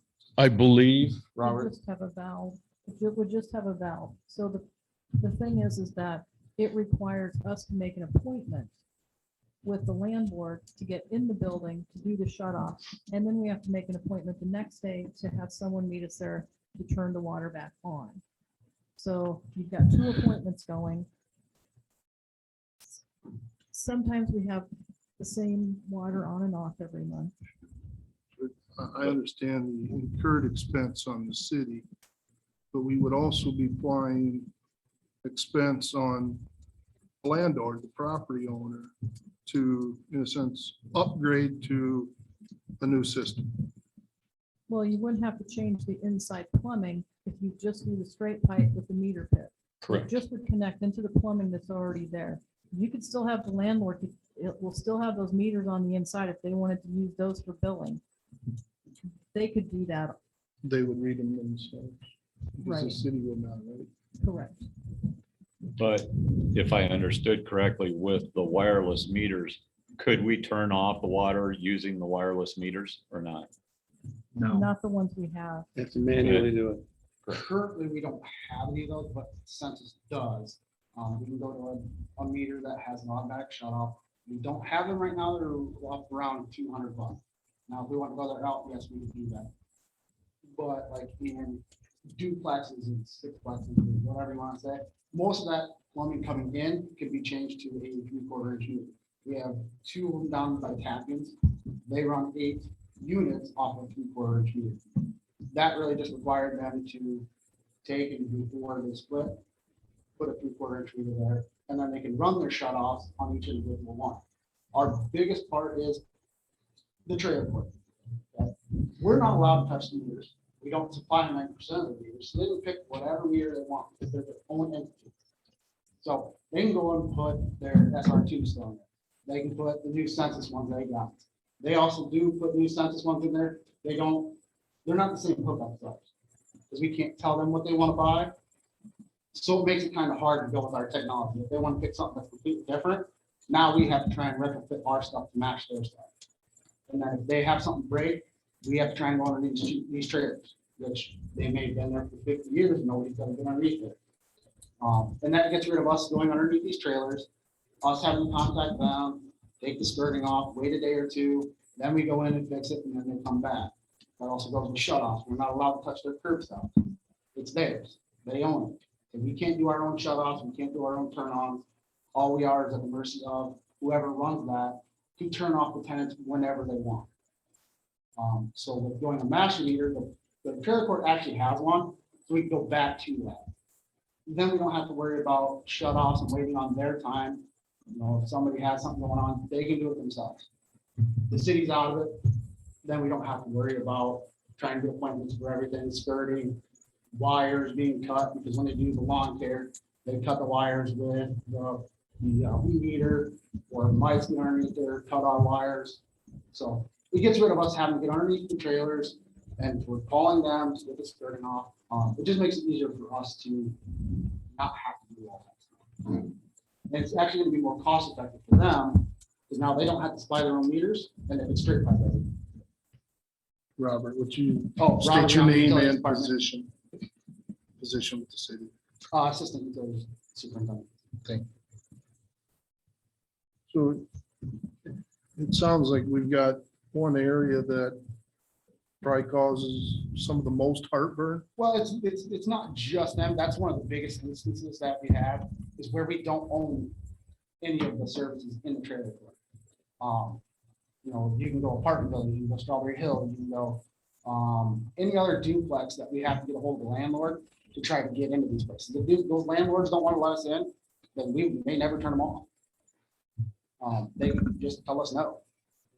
A lot of times they don't have individual curb stops outside of a triplex or sixplex or whatever you want to call it. They have one curb stop going The in. entire complex. Right. And we can't shut off an entire complex to get one person off. Steve, you said that you've had experience with this in the Macokota, Yes, yes, we did. and it's worked well there. Yes, it has.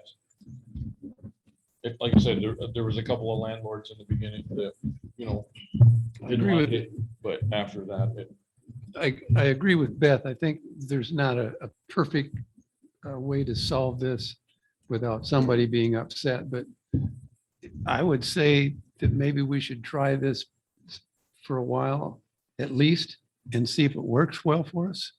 If it doesn't, maybe we can tweak it. But obviously the problem we're having right now is creating a lot of wasted time. I don't know. I'm not exactly sure where we should go with this. I want to make sure, like I said, as a devil. So far, the people in attendance have not been disruptive. I just kind of sense that maybe it's starting to go that way with some of the backyard conversations.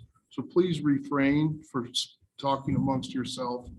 You will have ample time to come to the podium and convey your opinions on this. To finish my comment, I would like to hear from some of the people here if they're involved in this situation and see if they have any ideas that we haven't thought of also. Before we open to the public, I guess what percent of occurrences or units are we talking about in the overall picture of this?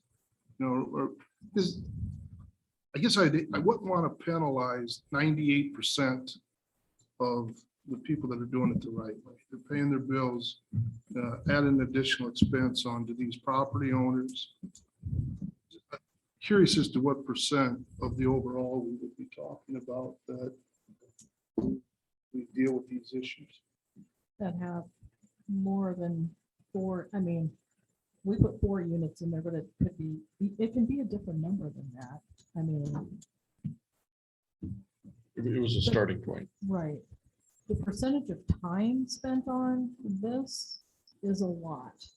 I'm gonna say shut off week, the entire week after during shut off time, door posting that's all this is. That's all we do. That's all Linda does. That's all we spend the time doing. It's mainly making appointments, in and out. When they're constantly that churn, we're always having to collect deposits. We have to do all the deposit refund checks when there's that constant churn. So it's not just like, oh, here we spent 6 hours this day. It's pretty much a lot of the time that's spent on utility billing is dealing with those and issuing checks back, and move-ins and move-outs are not that easy in the system. It's work. I don't know experience it, but I can imagine the amount of time, the labor time on the city's side that goes into this. So, Steve, you mentioned about Macokota implementing this. It was just all great. You know, was there any other in a sense, side effects or No. nothing? The only thing that we did in Macokota was the trailer courts. We went through, the city wanted all the meters back, so the city pulled all the meters and we put the straight pipes into the trailer courts. Now, could the meters be left there so the owner could read those and meter out the amount of money each person owes fairly that way? So we could. wouldn't, so nobody would be affected other than the owner would be responsible for it?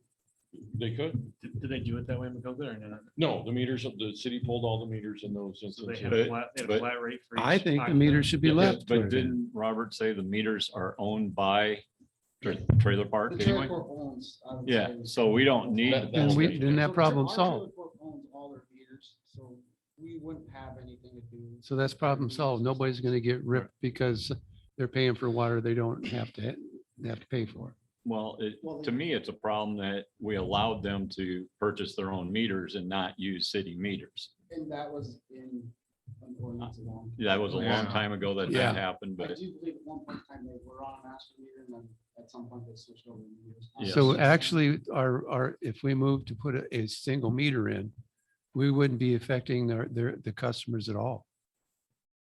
That was the one thing I was going about being a devil's advocate. I don't want to pay for somebody else's water. I think it would, from a landlord standpoint, it would offer pretty huge challenges to figure out how to disperse. Again, I'll just use $100 water meter or a water bill over 4 different units when you have a 1-person unit, you have a senior couple in a unit, you have a family of 4 in a unit, you know. Now you're trying to identify the overall usage per unit.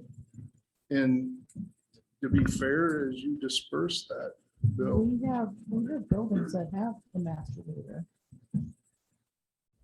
Just think about your example, that your neighbor with jacuzzi, you're paying the same percentage as him. that would be tough. But it's then, more than likely the property owner is just gonna say, if there's 4 units, I'm gonna divide that by 4. And it is what it is. I'm just saying, though, if you have like a single person and a family Mhm. that takes hour-long showers every day. Someone that's being conservative with water as a resource now is Understand. being penalized because the neighbor just is, willy-nilly with it. And I'm gonna add something.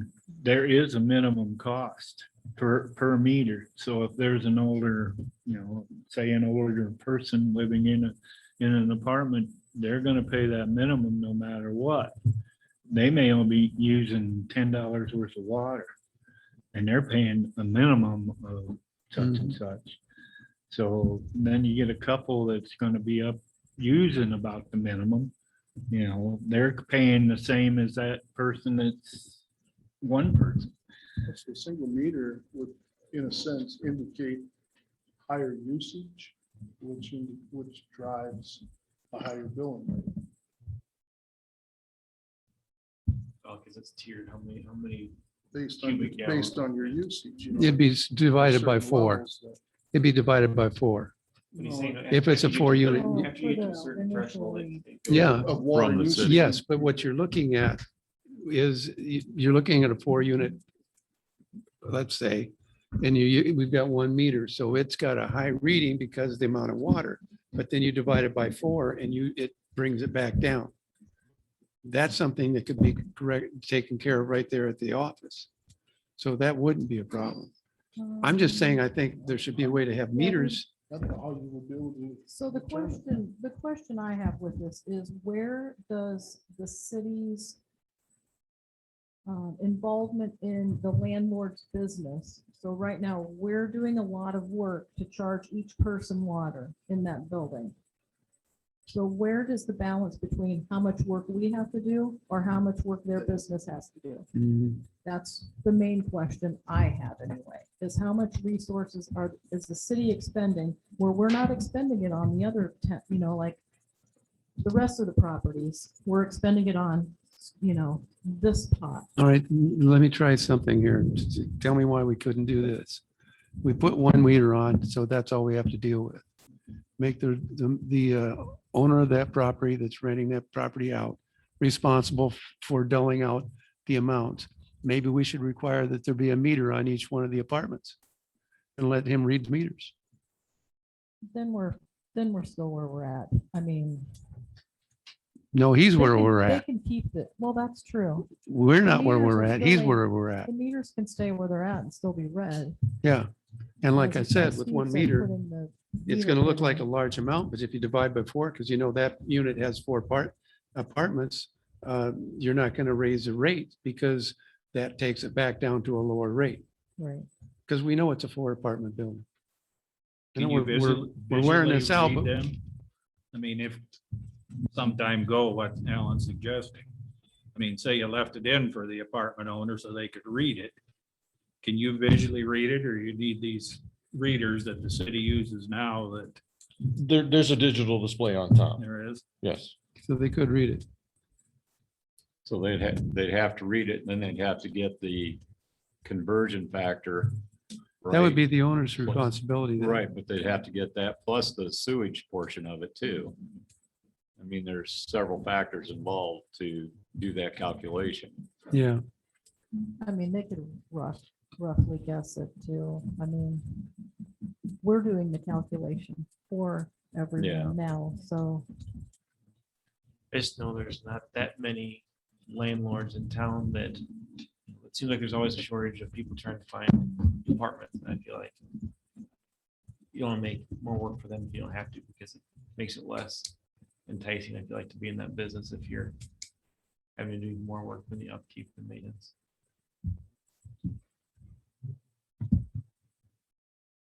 Just out of curiosity, how many, we know how many units there are that are 4 or above? How many? I don't I know. don't. We're doing the utility conversion.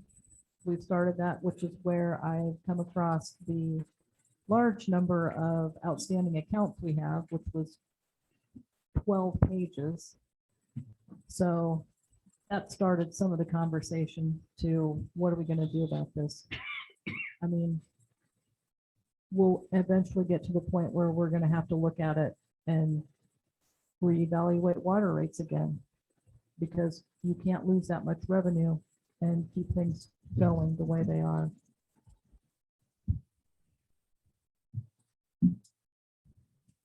So there's a lot of people that haven't paid. There are a lot. But not necessarily all of them came out of a 4 or above. No, No. So a rough estimate, just 5 or 6, I would guess, that would be affected. as far as more than 4 More than units? 4. No, it would be a higher number than that. Well, I'm just looking at the departments. There's 1, 2, 3, 6, about 6 that I'm looking at, plus the trailer court, that would be 7. There's probably more like 20, 25. Okay, Yeah, well, some of them are less conspicuous and that have units in them. But yeah, there's quite a few. If we could refrain from conversation amongst yourselves out there, I'd appreciate it. The condo units that are out by the golf course, are those a single or are those all on individual? They're a master meter. Okay. But this also could trickle into a 2-unit structure, I guess I would think that we would not focus on a 4 or above to be the bogey in this, because you can get the same issues with 10 duplexes as you're getting with 3 sixplexes. but most of my experience with the duplexes is they each have a separate shut off. Right. So out and outside, like the newer ones Mhm. out on Just like a Caveman in regular that house. area, they all have separate shut offs for each side or each duplex. Even like the ADCO development would Yeah, have separate. they have 2 shut offs or 1 shut off for each unit, I guess. I'm trying to think of the, Well, I believe this is. I mean, will be it's a not sensitive subject matter. it's not an easy just because of the discussion. Individuals that I see in this room. I'm not trying to council short. But I guess I would like to hear some of the public discussion, so we can, in a sense, form some type of opinion. And I just want to please state your name, your address, and be mindful of 5 minutes. Carrie Dearborn, 405 North Division Street. We have rental property. One point out, about all kinds of points, but one that comes to mind is we do have an eightplex, but the city has access to that. If the door's not locked, they can go in, shut it off, turn it on anytime they want to. We've got houses also where I can see where that's an issue, but to be honest, most of the time when our people move out, we put it in our name to clean and we turn over. I know there was an instance where a gentleman moved away, didn't call the city to turn it off, but I didn't know what his bill was either, and I didn't want it in my name yet because he had canceled his lease. So I don't want to be paying for water if he's still got a lease going with us for that unit. I've got over 30 units. If I have to go read the water meters every month, then what do? Call City Hall and say, okay, apartment A has got, I mean, it just, you talk about having a lot of work already. That seems like that's going to be a ton of work for City Hall. No, we would only give you the bill for the master meter. We wouldn't read. Okay, so the it's a ton of others. work for us then.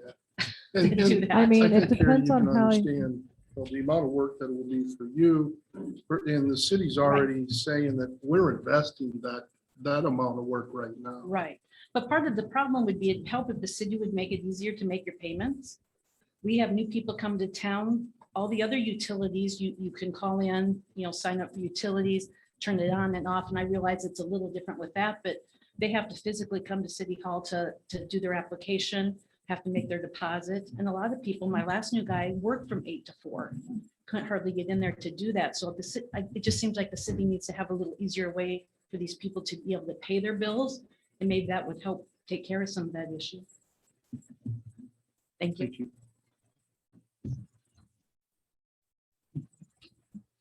you. Al Johnson, 402 North Lynn Street here in Anamosa. We own 40 properties. I also manage Nestlewood. So just to put it in perspective, Nestlewood is a 16-plex. It's on a single meter. That's how it was plumbed in 1965. When you have a single unit in that building that has a leaky toilet, how do you find it? It can go months with hundreds of dollars of excessive fees because you're trying to track down 16 units and get into the units and find the toilets and track it down. So it's very, very difficult from a water conservation standpoint to find it when you do that. Obviously, that falls back onto the owners and it falls back onto the tenants. From a water conservation standpoint, I would view this as a very bad idea. It would increase water consumption because you can't find the problem. In terms of reading meters, as Carrie was talking about, we've got a lot of properties where the meter are in a crawl space. So to get into that meter, you have to unload a closet, you have to open up a hatch, you have to crawl down in the basement, crawl on your hands and knees 50 feet in the dark and go read a meter. How would you possibly even do that every month? So a proposal like this would really require remetering, thousands of dollars of plumbing work to be done to make that change. I like the idea, and much like Carrie does, typically if a person moves out and there isn't a tenant moving in immediately, I think automatically rolling it into the landlord's name is a good idea. Don't waste the time, just flip it over. There's no problem with that from my perspective.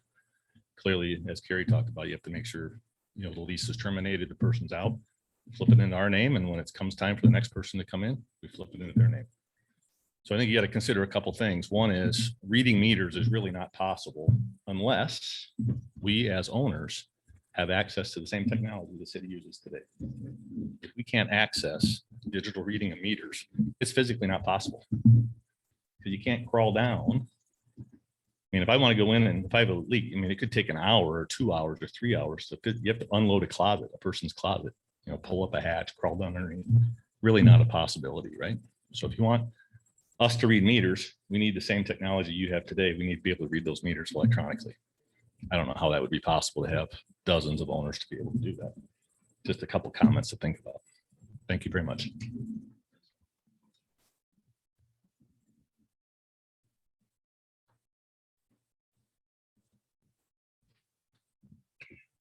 Request 156 Country Club Court. For years, the rental property I own, we pretty much built. The city always like an individual shut off for each property. Scott Street fourplex over here. We did 4 taps on the water main, 4 shut offs, 4 entrances going in. So we have a separate water line going in each apartment. So how do you make 1 meter work on that?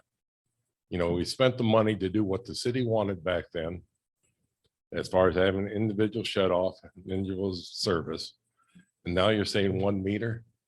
The plumbing be astronomical to change that. Yeah, because we're 60 feet long, 4 services. Duplex is the same thing. You have 2 shut offs. You have 2 lines going in. Up on Treese Avenue, 110, 112 Treese Avenue. Got 2 shut offs. The water meters in the back of the building.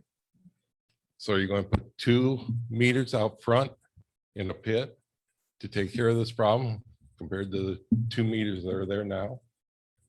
I mean, there's a lot of money spent to have these individuals shut offs like the city wanted. And now all of a sudden we're just going to say, we just want 1 meter.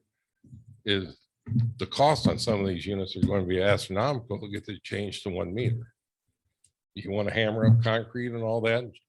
You know, you have a finished basement and that, you know, it's just not a good idea at all. And I know that the city spends money, but the city also gets $100 deposit when somebody signs up for water. You know, Which so if we they don't pay, refund. what? Which we have to hold and refund. Yeah. But if somebody does not pay the bill, then the city gets to keep the deposit, right? No, well, we keep it to satisfy the bill and send them the remainder. Yeah. A but lot of times if they it try doesn't to, cover the bill. if they don't pay the bill to the city at least has a backup there to Right. recover some of the costs. It's $100 though, and a lot of times when they leave, it's because of some unfortunate leak or something, and they stick us with a $300 or $400 bill. Yeah. So I mean, you can't guarantee that we're going to be able to satisfy their bill with the deposit. Yeah, that's You know true. that as a But it is landlord. there. For most common instances, $100 could take care of the water bill. And I don't think it's fair if it, you know, John brought up, how do we know if this older person, how much water they use compared to a family of 4 or 5? Now you're throwing it on the landlord to take care of that. I don't know about these guys. We pay a lot of property tax in a year, a lot. And I don't, the city's in the business to sell water and sewer and services. You're throwing it on the landlord to take care of the water, and I don't think that's fair. And I don't really like this idea of the meter bid at all outside. Anytime I've seen anything outside down in a pit, they can freeze, you have maintenance. Just being in construction, putting a meter outside is not a good idea to me, so. Thank you. Thanks, Doug.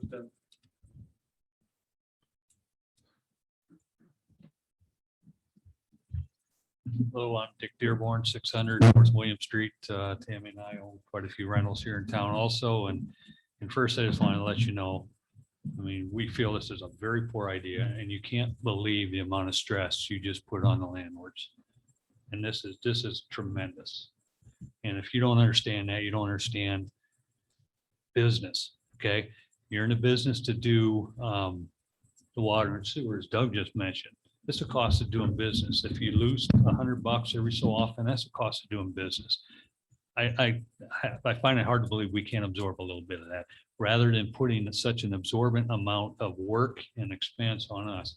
You seem to want to forget that the customers are still the same people. The people in that fourplex, each one of them is a customer. Each one of them is a citizen of Anamosa. We brought them to town because we have rental apartments. You know, a lot of people can't afford a home, so they rent, and we want to attract them to Anamosa, don't we?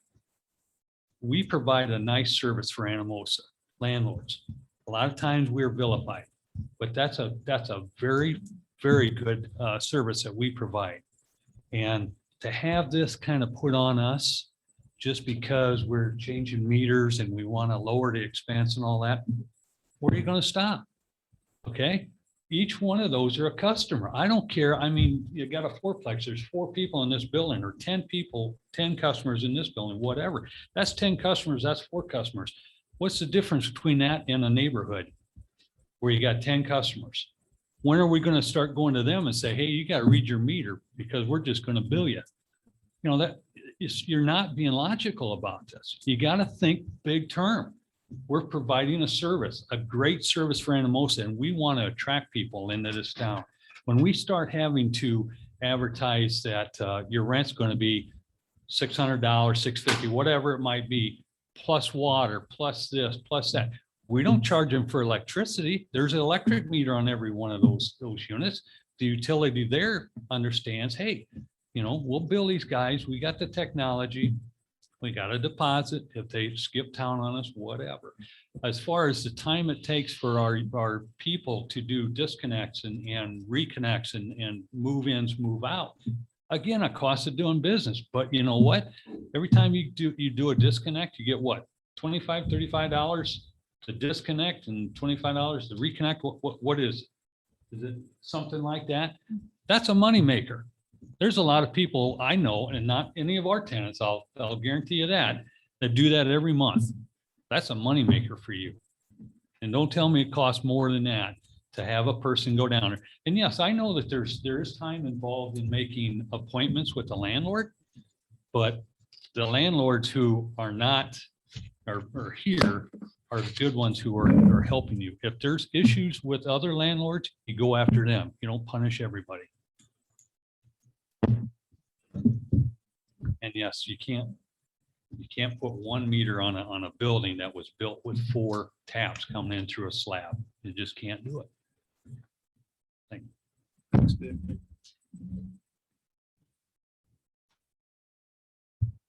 I'm going to apologize because I was at home listening and I didn't know if I'd have enough time to get here before this passed, so I'm a little out of breath. But my name is Rachel Neverman.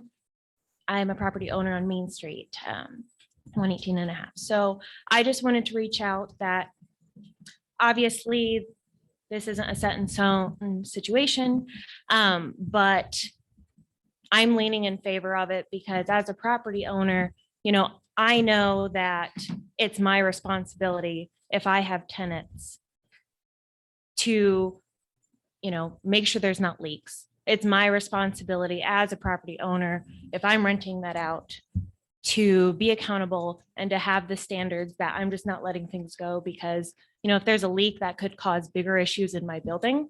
And I think we all know for the most part, Jones County doesn't have a lot of regulations for codes and things like that. And so to me, this sort of elevates and raises standards for building requirements and for the type of people who are owning and, you know, being a large part of the community. And so that's something that I would want to do as a property owner, excuse me, is to, you know, provide that kind of service to tenants that I would have in that kind of capacity. So I'm not opposed to the concept. Obviously, nothing is set in stone, but I do think that as a property owner with multiple spaces in the unit, I'm not just buying properties and saying, okay, somebody rent my facility, and then I'm going to dust my hands of this. I know it's a job for me. So I would say that I'm leaning favorably in this situation. Thank you. Thank you.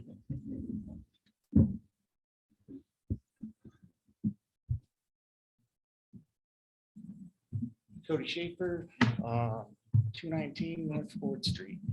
I sat in your shoes and had a lot of these conversations and wasted a lot of time like we all have here tonight. Robert brought up cost of meter pits and things of that nature. He mentioned $200 for a meter that would shut itself off or to be programmed to shut itself off. Alliant has gone to their whole system this way, got rid of all the pulling of meters and things of that nature. So probably something we should look at that other people have already done and streamlined is Alliant Energy. They have people that that look at streamlining things, and they figured it out. So technology, we should utilize it. Update our meter system, have something we can shut off remotely. Solves everybody's problem. Thanks, Cody.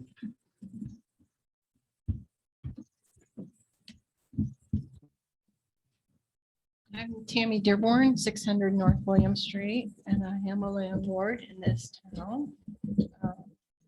We are put a lot of regulations on us as landlords. It is illegal for us to turn off any utilities. So if somebody doesn't pay us their water bill, we cannot disconnect that person. You as a city has to do that. And it's your responsibility. It is illegal for us to do that. And there's no way we can bust up concrete and move all these meters to one location.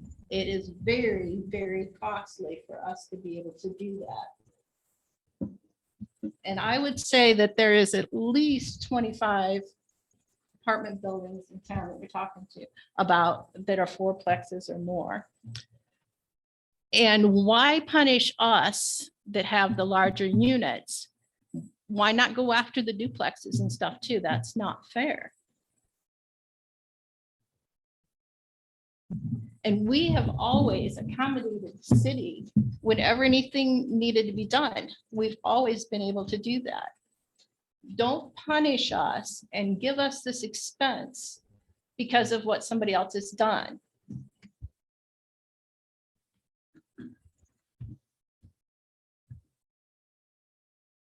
It's not fair. And I don't believe that Macokota, I think you need to look into that situation. I cannot believe that a landlord that has all their plumbing underground in a slab was willing to tear that all out to put one meter in for the city. And that all went over really well. That's a lot of expense.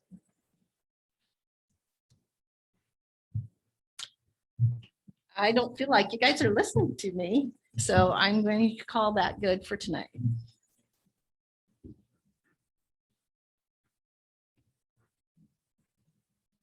Nancy Schaefer, 803 North Division Court. I do not own rental property, but we get lots of calls as a plumbing and heating business with high water bills and high usage and stuff like that. I think you mentioned that you are having trouble with landlords cooperating on getting you in.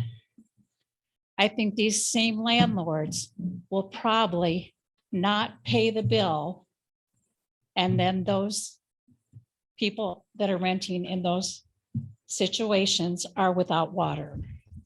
Now, how fair is that? You have responsible renters, but you don't have a responsible landlord. And I think you have built in charges that you make for the read-ins and readouts. So I think you've already taken care of it. And I know my brother had an old house on Oak Street that had an upstairs apartment. He furnished the water, he furnished the heat, he furnished the electricity because it was not separated. Well, the city wanted everybody to pay their own water bill.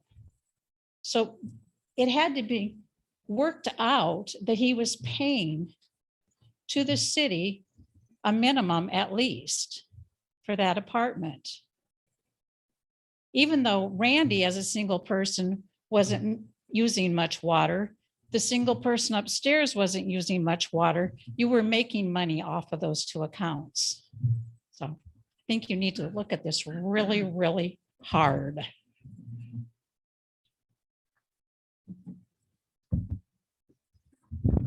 Al Johnson again, 402 Northland. I'd like to make a proposal for you guys just to consider. So clearly there's a problem, right? The city has articulated a problem, a challenge they have with time and cost and frustration on their part. Not that I can speak for others, but I myself, and I would bet there's a lot of people behind me, would be willing to sit down with the city and say, let's define the problem. Where are we spending the time? What's the biggest pain point? How do we solve it? How do we solve it in the most cost-effective way? Do we use technology, as Cody said? Do we flip it back to the landlord and we take some responsibility? I want a city that runs efficiently. You are saying you want to run more efficiently. I want to help you do that. I would be willing to spend time. And I'm sure there's people behind me that would be willing to sit with me to say, how do we solve this? How do we solve this so the city becomes more efficient? We don't just dump the same problem to somebody else, because that doesn't create any efficiencies. That just hands my problem to you and say, I'm done with it. You deal with it. How does that create efficiency? It doesn't. And if we create inefficiencies in our system, who pays the price? The city and us as residents of the city. So my proposal, and I'd be willing to do that, and I'm sure there's a handful of people behind me that would as well.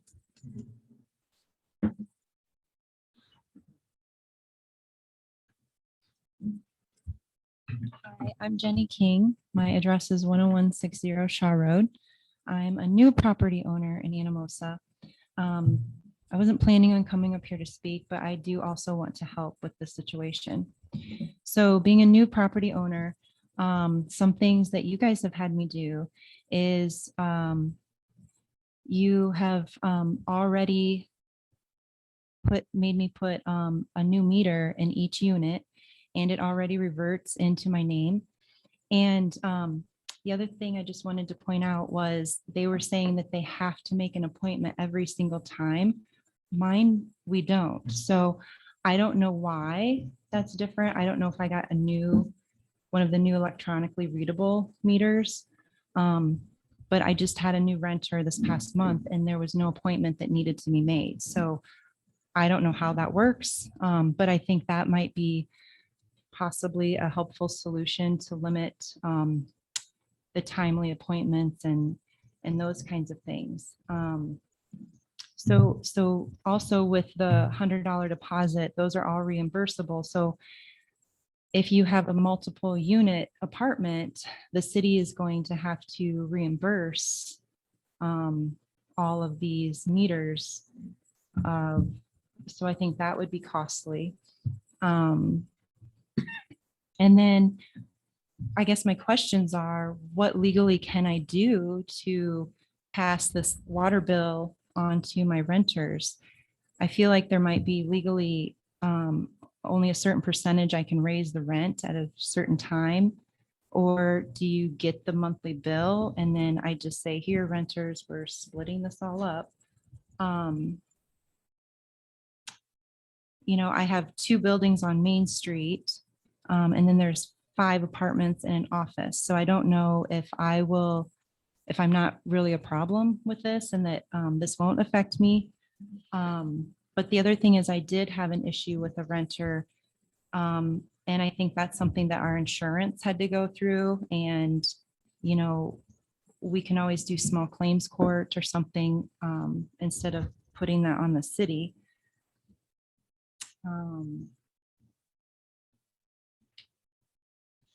Sorry, I just kind of jotted some things. You know, and I feel like if the issue is the trailer park, why don't you make them compliant how you made me? However you did it, where each new renter, I had to fill out paperwork, so it reverted into my name. I had to get the new water meters, because not all of my meters are readable either. I feel like maybe the newer ones that are electronic aren't, I'm not sure, but some of them don't have numbers on them. And I want to be a good landlord too, but I feel like me being able to monitor each individual unit actually gives me a better idea of where the problem is and where the upgrades need to be, because these are very old buildings and some have been upgraded and some haven't. And I'd definitely be willing to work with the city and any additional meetings to help solve this. Thank you, Jen.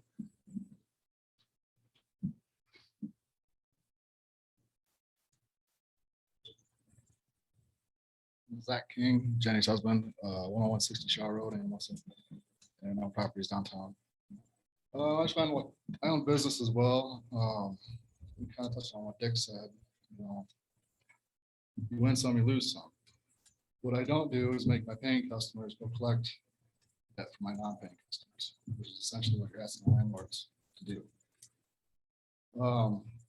There's been studies done on this kind of a system. When you take the financial responsibility away from the tenant, the consumption of that utility goes up from 15 to 30%, just because they don't care. So that's putting it on the landlord. And how do we even figure that out? Yeah, this is their water bill last year, so we're gonna figure that into our new lease agreement. They don't have to pay for it anymore, so it goes up 30%. Now we're stuck with that. I just think there's gotta be a better way for the water department to be more efficient. It's kind of like what Cody said, everybody else can read their own meters and do shut-offs. When you have tenants, they're kind of they're the pipeline for telling you what's wrong. If something's leaking, I'm not gonna go through everybody's house every day and do a manual inspection. I don't think people want me in their house every day, checking every toilet and every sink. So when you take the financial responsibility away from them for that bill, for that utility, you might not care if the sink's leaking anymore. You don't care if the toilet's leaking. We don't know about it until we get the bill. And then we gotta find out what's going on. This can turn into months. I mean, it took a couple months to find out one toilet was leaking. So I just think that you're pushing the burden on the landlord. I don't think that's the right way to do it. There's gotta be a better way to go about it. Thanks, sir.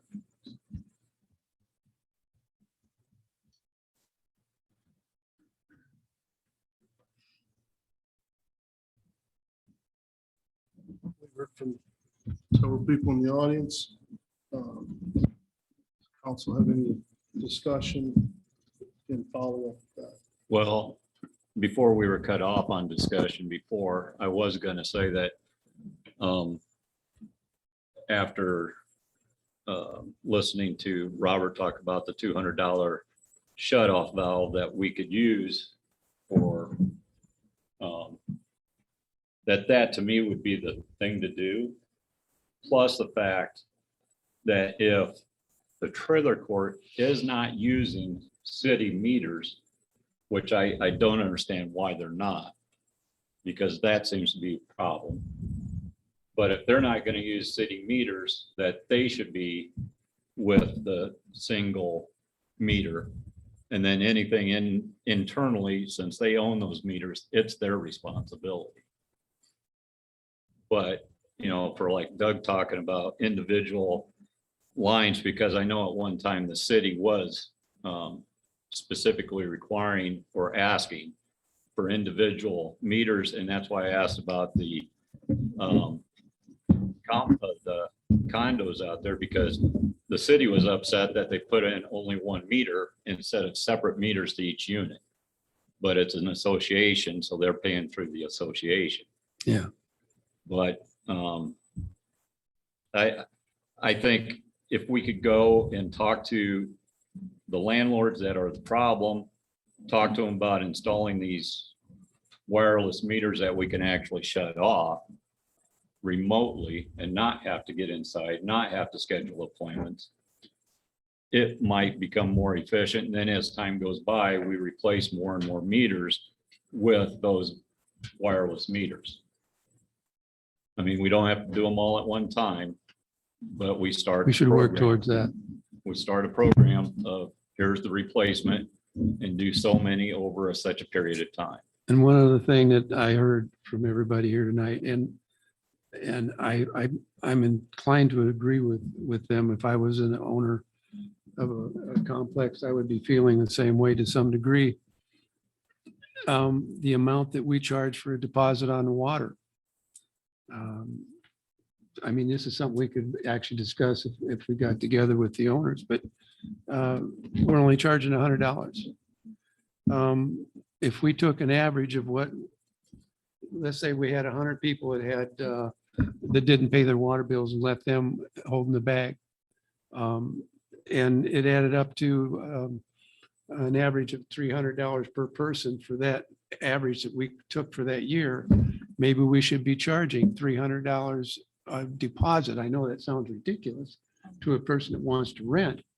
But then when that person walks, we're not charging them for the $300 that they owe us. We don't charge them anyway.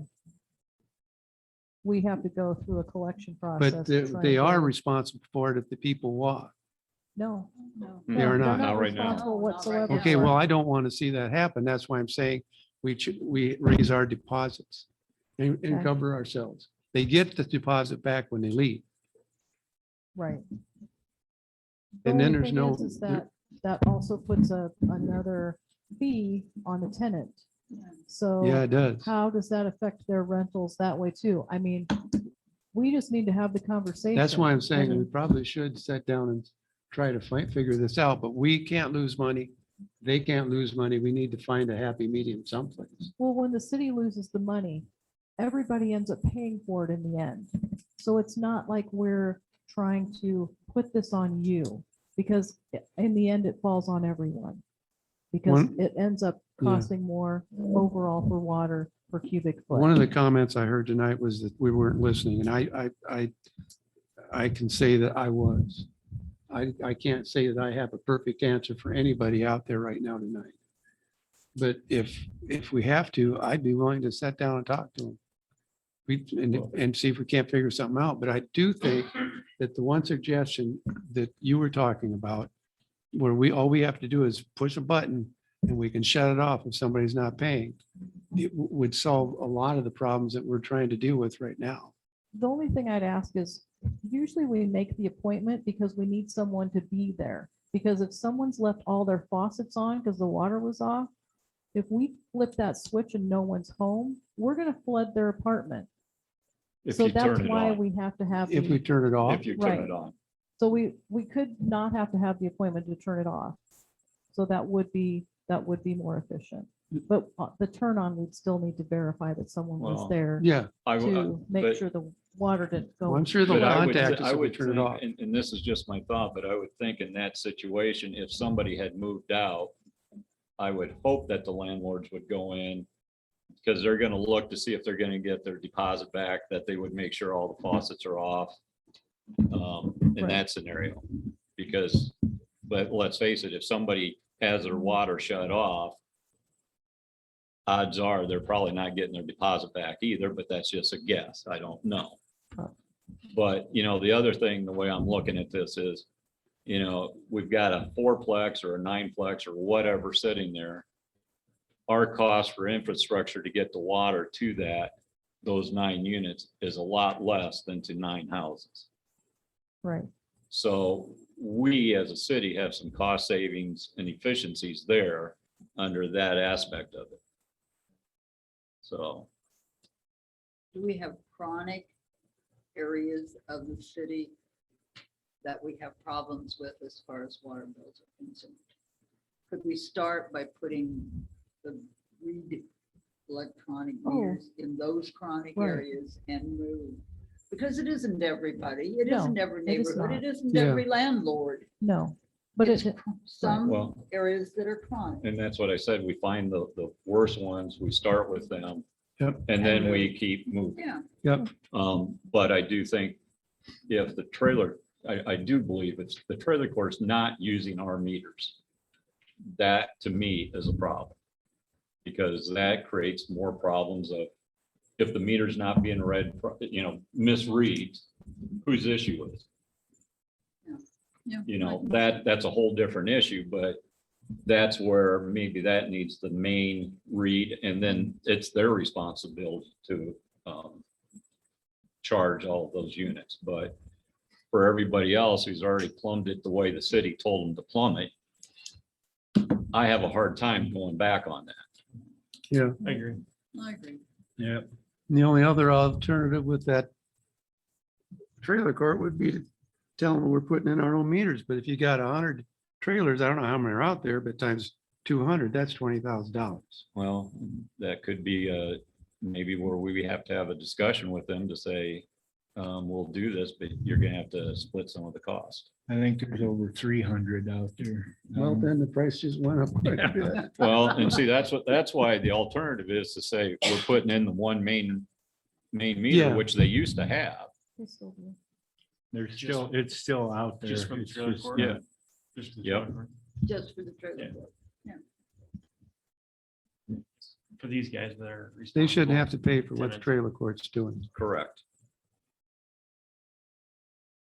And we start with the habitual offenders and then we, like I said, eventually out. we Yeah, Get them all. in. get them all eventually. we could offer the trailer court the option. It's a habitual offender, but I'm sure that he's not saying it's not his fault. It's the people that are living there. But we could offer him a deal saying, you pay this amount, we'll pay the rest, and then we'll take care of the water that way, or we're gonna put in one meter. Well, and But I think there are areas of the mobile home court that are habitual offenders. Because I know some folks that live out there and I'm sure they pay their bill on. I do too. So, Yeah, you know, it isn't. it's not everybody. It's not everybody out there. It's the habitual offenders. And somehow, if we can figure out how to identify and target those well, but and go from there. yeah, but the other problem to me with the trailer court is us not owning those meters and the meters misreading. So now we've created another issue with that scenario. You know, so. And as I understand, there is once in a while some problems getting them there for whatever they have to do for the shut offs or for the changeovers Yeah, and it would make it easier for them then, because if we do these wireless, they don't have to be there. So then they don't have to schedule, they can do it. And yeah. get it done. Is there still a master meter out at the trailer court? Yes. So they have a master meter out there. There, your problem is taken care of there. Yep.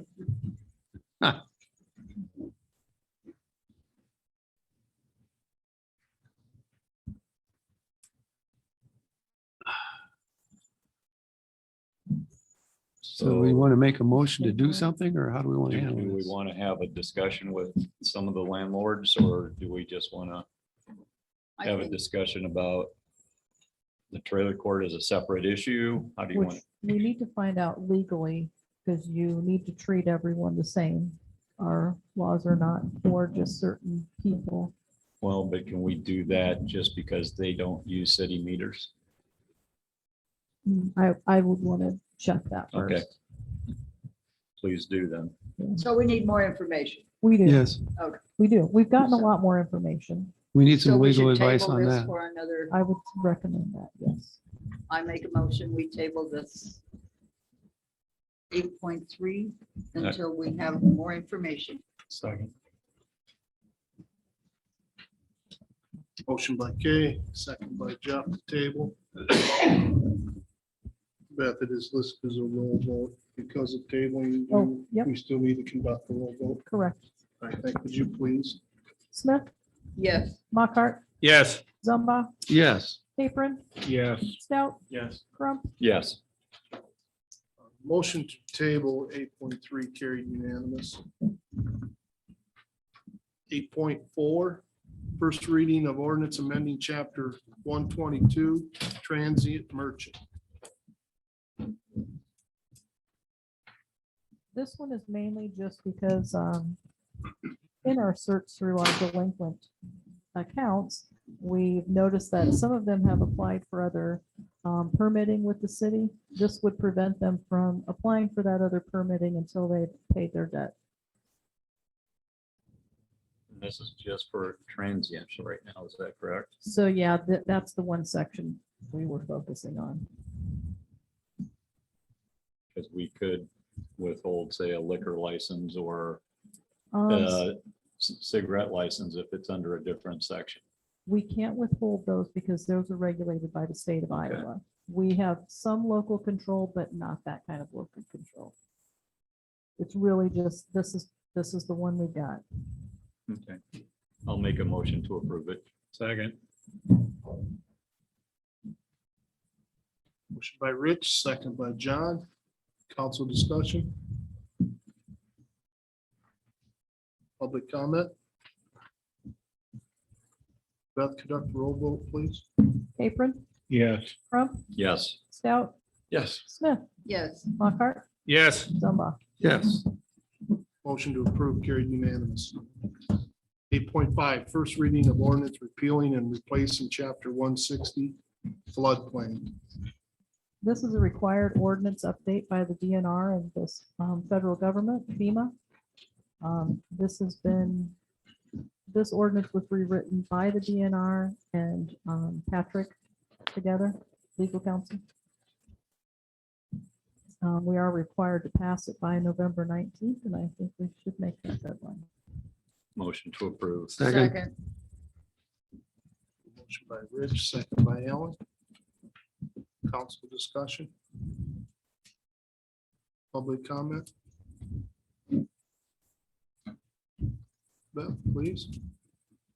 Lockhart, Yes. Smith, yes, Stout, Yes. Capron, Yes. Zumba, Yes. Crump, Yes. Motion to approve carried unanimous. 8.6, resolution hiring and setting salary for a part-time front desk attendant for the Lawrence Community Center. move to approve. Second. Motion by Kay, second by Rich. Council discussion. Public comment. Beth? Zumba, Yes. Capron, Yes. Stout, Yes. Crump, Yes. Smith, Yes, Lockhart, Yes. Motion to approve carried unanimous. 8.7, resolution hiring and setting salary for a part-time street laborer. Motion to approve. Second. Motion by Rich, second by Jeff. Council discussion. How many hours will that be then, part-time? That gonna so vary or? it'll vary, but right now it'll be probably a split with our current part-time person. 20, 25 at the most.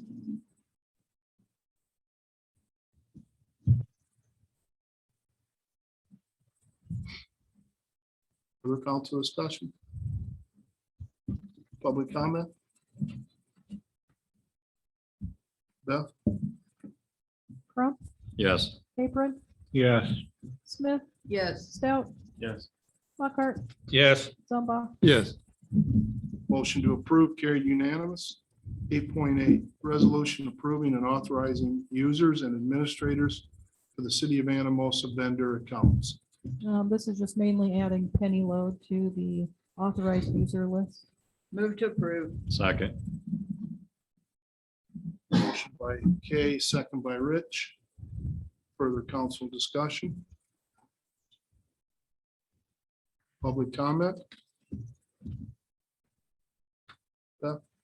Stout, Yes. Smith, Yes, Crump, Yes. Lockhart, Yes. Zumba, Yes. Capron, Yes. Motion to approve carried unanimous.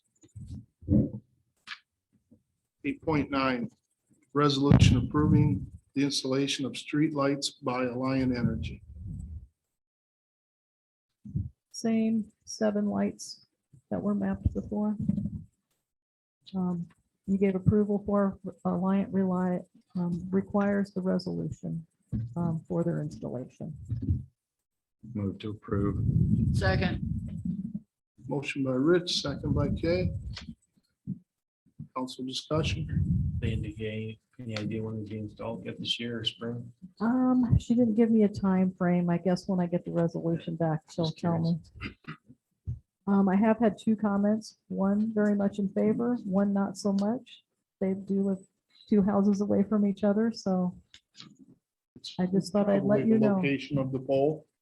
Well, so with the installation and the price we're getting, we have to go with the infrastructure that's already there. So it is, yes, the location of the pole. Usually what it is. Further council discussion. Public comment. Beth?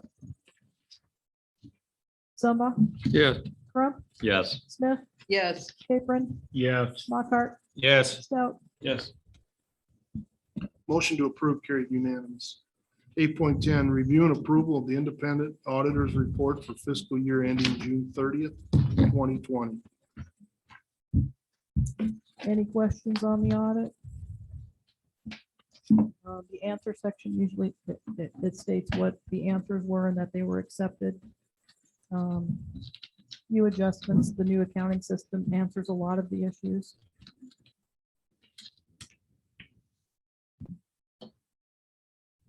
So were some of the issues just kind of a carryover of this is the way we have done it in the past? Correct. So yeah, so some things procedurally have changed. I couldn't find where we had done resolutions consistently with transfers between funds. I always do those and I do the extra one at the end of, for the end of year transfers. So apparently that's what they were looking for, but I couldn't go back and recreate them. So we're just doing them from forward on. So we should be good for 21. Move to approve. Second. Motion by Kay, second by Alan. Further discussion? Public comment?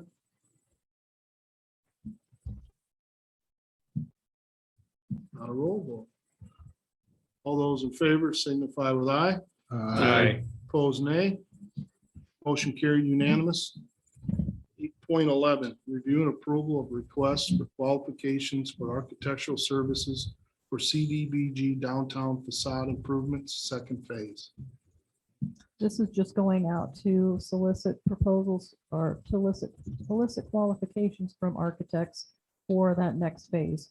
We do have 14 applicants at this time, so we've got more than enough to move forward.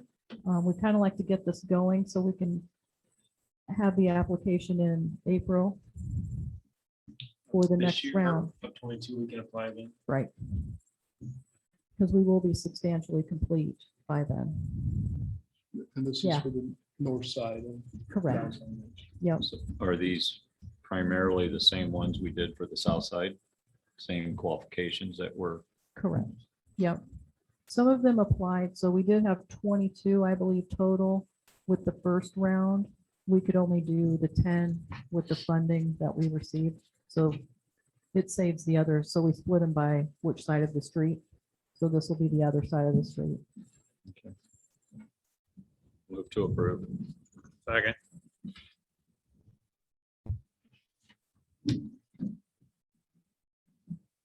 Motion by Rick, second by John. Further council discussion? Public comment? All those in favor signify with aye. Aye. Opposed, nay. Motion carried unanimous. Discussion and possible action on subdivision, 8.12. Discussion and possible action on subdivision plat of Meadow Ridge 8. So this really just stems from a lot of questions I've been fielding lately about the area in the outlot A of Meadow Ridge 8. Really, I'm just giving you the information that I found. This is as far as I've gotten with it.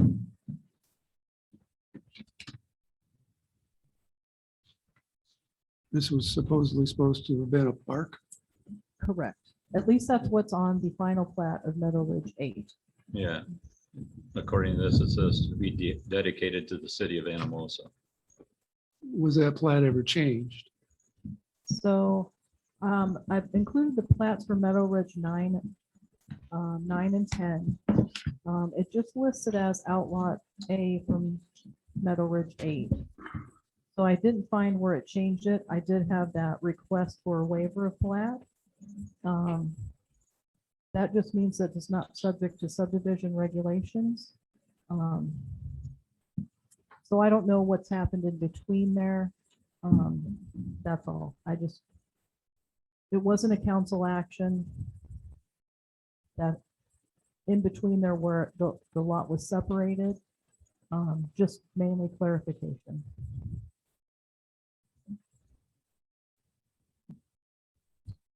So it's not anything that's come before the council before, is that correct? Only the final plat for Meadow Only the Ridge. final plat. Correct. The And final then plat, that, yeah. and then I found the one document that talked about outlot A and outlot C And outlot C was to be divided. The city did no longer want to hold on to outlot C. It looked like they were trying to put a trail through there at one time. It follows a natural gas line, a pretty substantial one that goes through the area. So there is a gas easement that goes through there. Well, and didn't I read someplace that the city has an easement along with that, or they talked about? Yeah, there should be an easement. Again, I don't have the abstracting to see if that easement's in place there. Because on the MMS consultants, it says the final plat has been revised and a 10-foot wide park access easement has been provided to access going through lot 1 to access at outlot A. Correct. And then there is also a map, as you can see on the top of outlot A, there's an area that looks like an access to outlot A from the top.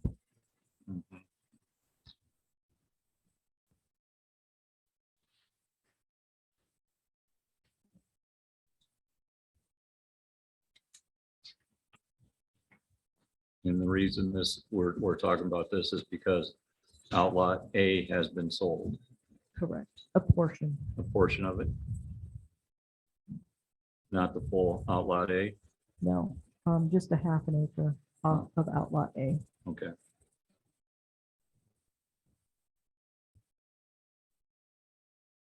And I think I have the plat with the waiver that was submitted with the waiver. It was emailed to me requesting the waiver with that plat that was attached. Does that leave us any property for a park there? The rest of it's more of a detention area for stormwater, so not really. It's pretty wet. It looks like outlot A started off at 3.1 acres. And then you take a half acre off of that. Yeah, it probably is not gonna leave much of a park. Be a little over 2.5 acres, give or take. And you're saying that that remnant or the remaining is more for overflow? Stormwater detention, yes.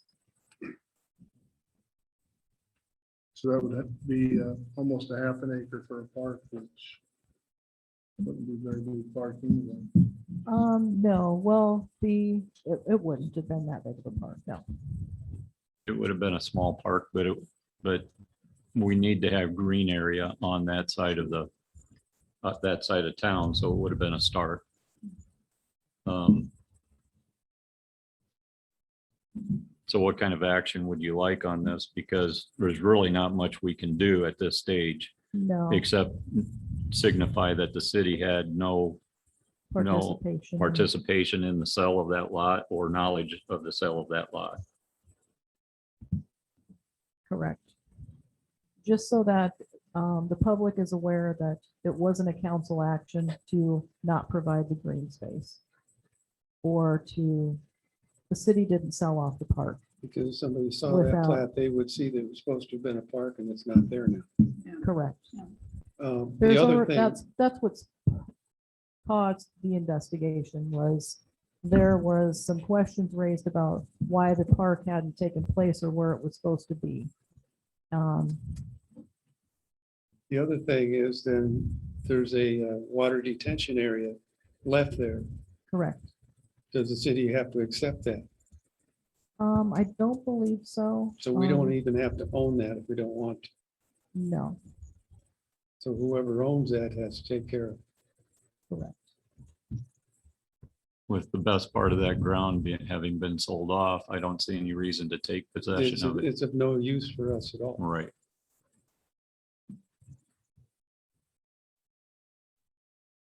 So yeah, not necessarily any specific action, just more of a informational. Which gonna, that, somebody's gonna have to maintain it then, because it being a water detention area, it's gonna turn into a mosquito nest if we don't. And a weed patch. So that'll be something, will we have any say over that? Depends on whether or not you want to take ownership of it. I don't want to take ownership. So there's pluses and minuses to everything. It's turning into kind of a headache. Who owns it now? Meadow Ridge. Meadow Ridge. But no individual. What, the No, retention pond? It's Yeah. just part of the Yeah. development. Yeah. And they're not done with construction in that area either. So I mean, there's still a lot of construction, so it's not in the shape that it will be in the end.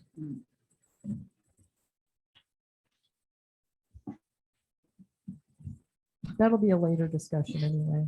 Yeah.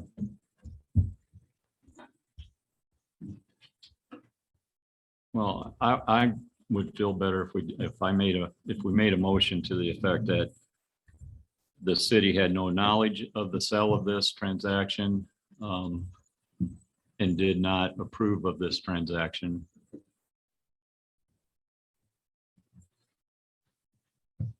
Second. Sure. Beth, help me understand this, if you would, please. Would the city need a motion to take no action, or can it just default to that? As far as, Well, the 8.12 talks about discussion and possible actions. If we elect not to take any action other than Rich's statement or motion, we can just move forward with it. Saying that we will take no action. Well, I don't know what action at this stage we yeah, can we wouldn't take. take any Because action. after it's developed, we might want to try, we don't know that it's gonna be wetlands at the end of the development, do we? It's What's kind that? of built This- for that. The outlot A? Yeah, Be a good chance there will be some, because it's all uphill from there. Well, outlot A is pretty flat. Yeah, And yeah, I'm there's- talking more than just the And there, remaining details. yeah, the remaining, I'm just talking about outlot A, because there's already a shed being built on it. So that's why I'm saying, we'll just say that the city had no knowledge of the sale and did not approve of the sale. yeah, I agree with that. That. Sure. but Memory serves me right. It was Rich's motion, Kay second. Correct. Motion by Rich, second by Kay. Further council discussion? Public comment?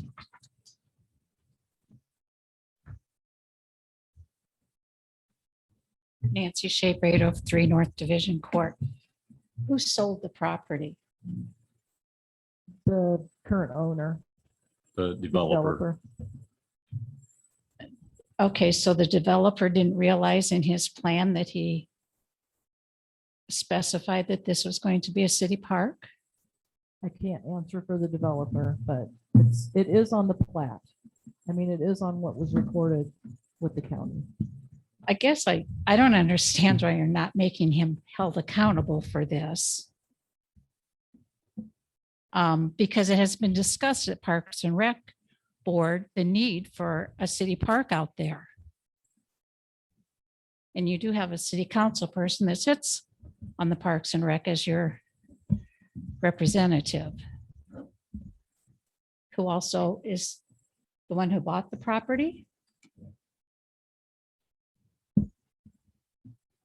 Is that correct? Correct. I believe that would be correct. I don't think this is right. No, it should have been brought to our attention. Well, A long time ago, but. I'm disappointed. Well, I'm really disappointed Any as a way this park thing board developed. member. I really am. Well, I am too, Al. And we may need to have a discussion next meeting about the park board, the representatives who are on there. I have been on a little over a year, and the only discussion about parks out there was the need for a park out there. And I know there's other city property out there, but to make that into a park would be very costly. Very, very costly. where it sounds like this could have been a little park and a little green space, which I think a development that size was probably required to make. And you're just looking the other way. Shame on you guys. Well, I don't think we're looking the other way because of the fact that we did add it to the agenda just to have this discussion. If we were going to look the other way, we never would have put it on the agenda to bring it to people's attention. The other point is, that Well, we're not sure that we can do anything about it now. That's the problem. I mean, Okay. we can have legal look into some things to see, but the property has been transferred and sold. And once we found out about it, we did add it onto the agenda so we could have this discussion. And we did have some and you found discussion. out about it because they applied for a permit to build a building? No, because we had another call that said, what happened to the park? What happened to the green space? So all of this, the final plat was in 2007. So it took a little digging to find the documents that were in the packet. So the engineer's letter and the final plat. And I just found out about it maybe 3 weeks ago or something when I was looking on Beacon. I didn't know there was going to be a park there until it was brought to my attention. Maybe the right thing to do is somebody to say, yep, it can be a park.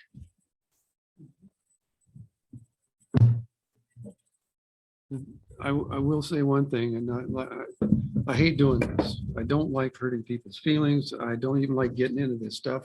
I didn't even want to come to this meeting tonight. That's just how I felt. But I paid $30,000 for a 120-foot by 80-foot lot for 25,000, excuse me. My sister-in-law bought it first. She was going to build a house.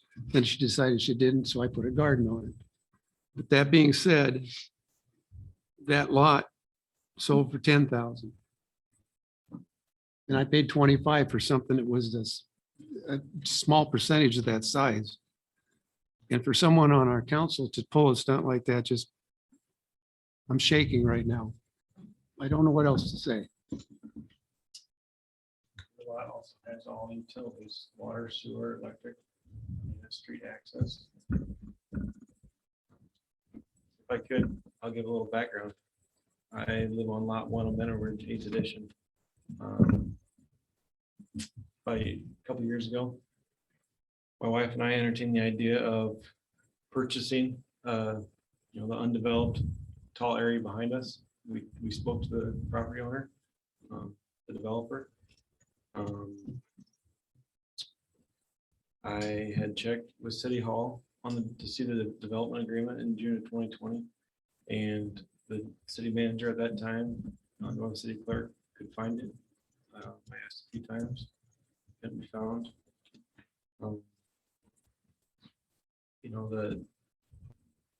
Talked with the parks directors and got their opinions. They were more apt to that 8 acres that has a lot more potential and a lot more accessibility up off of Caitlin and 64. Now the city was aware that in September 2020, there was a plat of this property that was, it was surveyed and filed with the county, and there was a plat of survey waiver basically saying that signed off saying that the city waived planning and zoning reviewing this. So I guess if there was an issue then, planning and zoning could have reviewed it, since it was that's what planning and zoning does. So no issue was arised then. I did apply for a building permit a couple months ago when I gave all the dimensions that I owned. We purchased it in December 2020. No flag. I mean, I put it out there, not hiding it, to get my building permit.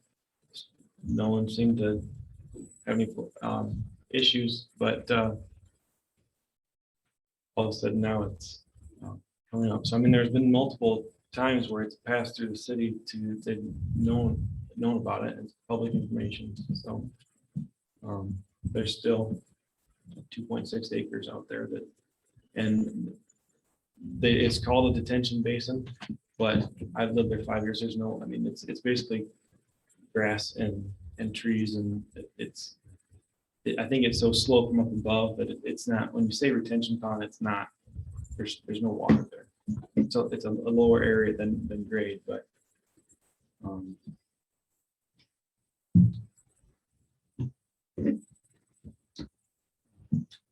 I guess there's been 14 years this has been there. I mean, development went in, and in that time, no formal plans or specs or anything specific to a park has been gone after. So I mean, that's been a long time.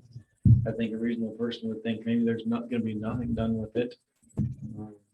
I realize I'm on council, and you could say what you want to say about it. I mean, it was purchased.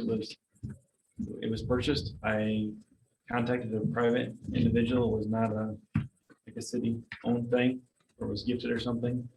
I guess I feel like we went through the proper avenues. Yeah, I don't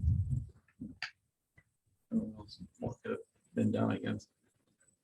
Just more or less been quiet about it because got a growing family and has a small lot and wanted it met up. There's nothing being done with it. We inquired about it from the owner, and that's just what happened, I guess, over the last few years. So You knew it was a park. but where You knew it was going to be a park. I requested information about the development agreement, could not be found. There was no documentation provided me that it was that. I mean, you thrown around, in generality, there's gonna be a park, but that there was never anything provided that they had that in black and white. The developer had that final plat. They recorded that final plat. They did have it in black and white. But the whole area was shown. I mean, they're still at 2.6 acres of. But the whole area is shown. When I signed the waiver, all I was told was that they wanted to divide that parcel. I didn't give them permission to sell it. The city council is the only one that could have given But them when permission to but sell didn't it. you see the like the piece that was subdivided off? Didn't you see that? And that's what that's what you signed off on? Correct, but I but- also did. Okay, so for one thing, 2 months after the previous city administrator couldn't find it, the plat is still recorded with the county. The developer still has the plat. I feel a little bit taken advantage of, like, just slide that through and she'll sign it because it doesn't have to go through zoning review. There's no subdivision regulations for that. But it could To divide the one, Yeah, if you had questions, like could it have gone to planning and zoning? I could have, but they would have said, why are we looking at this? As they have with other things I've sent to them. And that is not an approval of sale. That's Correct. It's just a just waiver of of planning zoning. and zoning. Correct. But if it was gonna stay with the city, why would it have been subdivided? I mean, there'd be no reason to subdivide that piece off. That's not my call. The way this Mine happened, is one way or just the that other, I'm not saying it's illegal. I'm just saying it looks kind of weird being on the council. You could have waited till you're off the council to buy it. I would have been as upset to Joe Blow citizen who didn't know anything about it than I would be with someone on the council that had all the facilities to find out what's going on. Well, and it doesn't sound like it was to transfer to the city until after all development was done. So therefore, that's why no park was done prior to this period of time. The development's in behind there. I mean, this area has been, new development went in around it, but But they still have to grade that detention area because it will have a different slope more than likely. My name's Paul Hines. I live out 435 Chamber Drive. And when we first moved out there 8 years ago, and that's the first thing we were told, there's supposed to be a park out there for a lot of the kids. I don't have any kids, and stuff like that, but there's a lot of kids out there. And I think that they do deserve a park out there. And I'm just saying, you know, you're thinking about it, I want you to think real strong because they do deserve a park. Where they gonna go? They walk the streets. You want to walk in the streets? You know, they made a lot of money off them lots.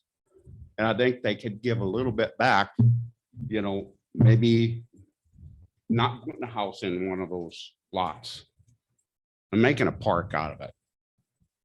And I don't know what to say, but I think the kids out there deserve that, and so do the parents.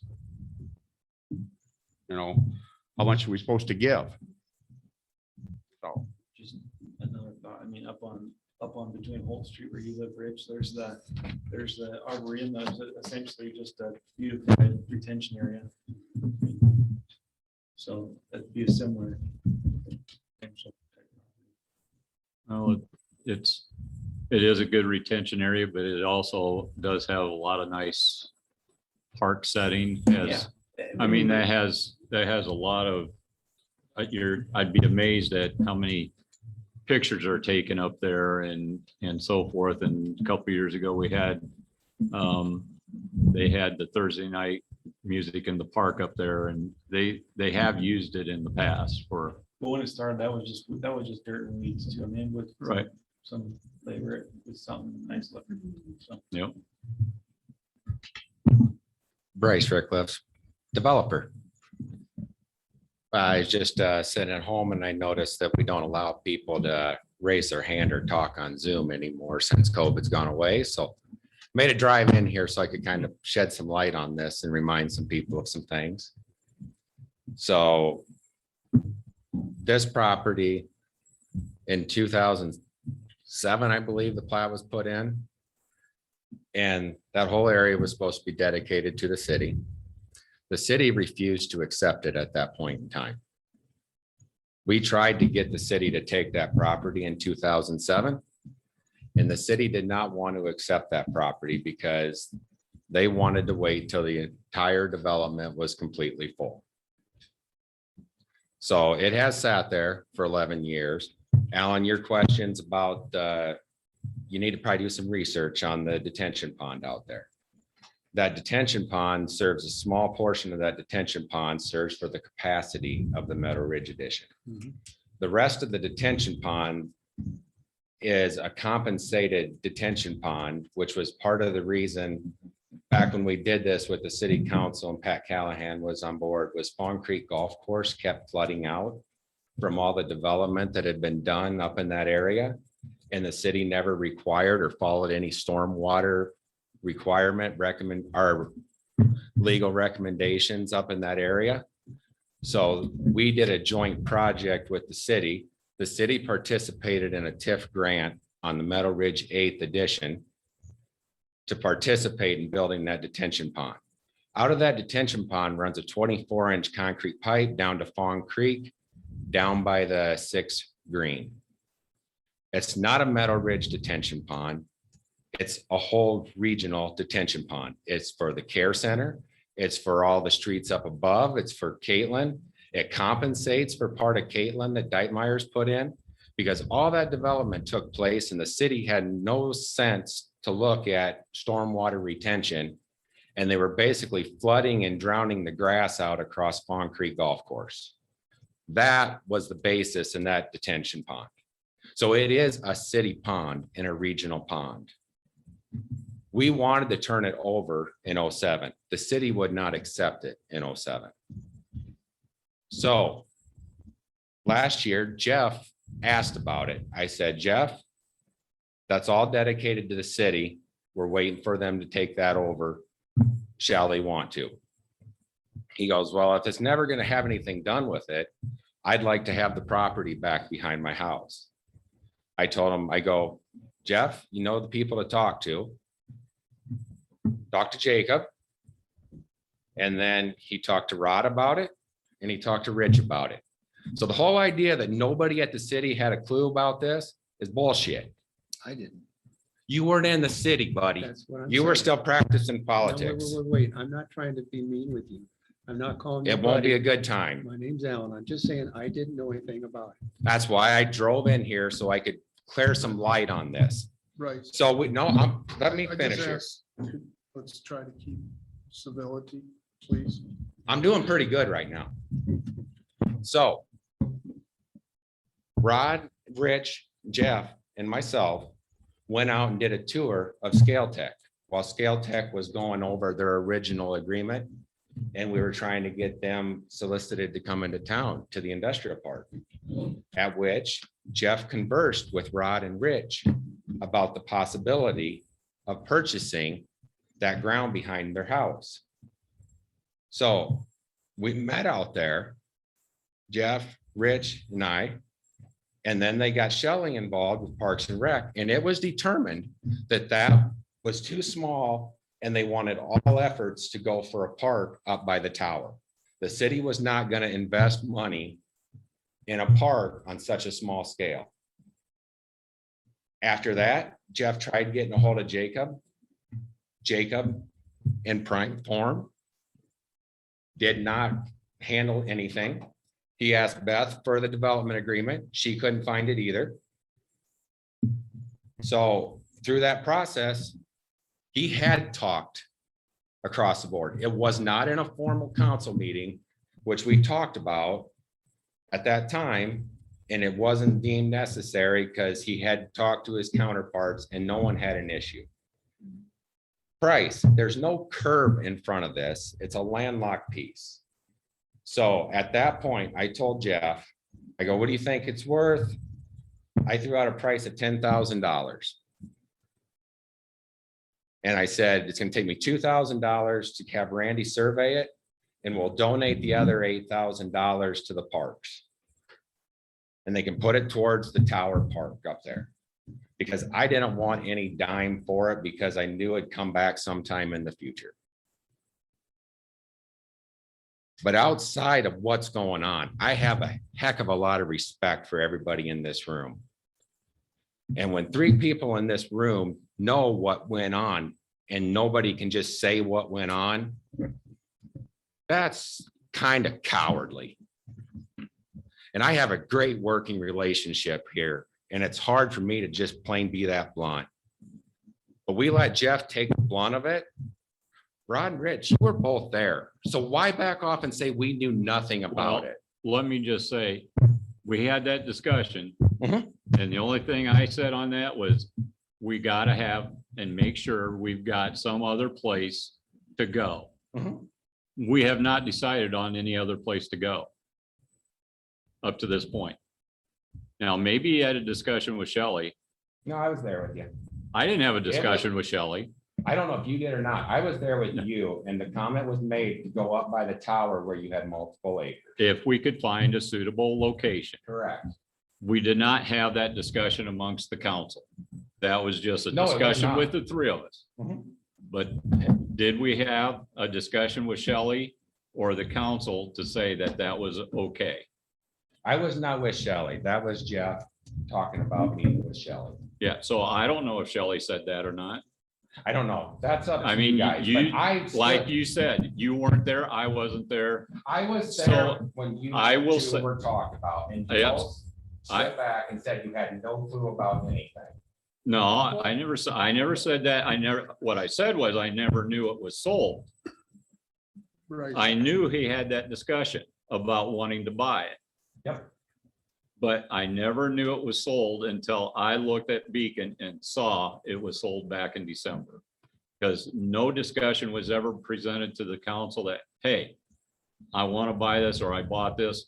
As far as I know, the only reason Jeff found out that it was maybe going to be a park was because I heard Jacob, him, Shelley, and a couple others walk that ground as a potential park.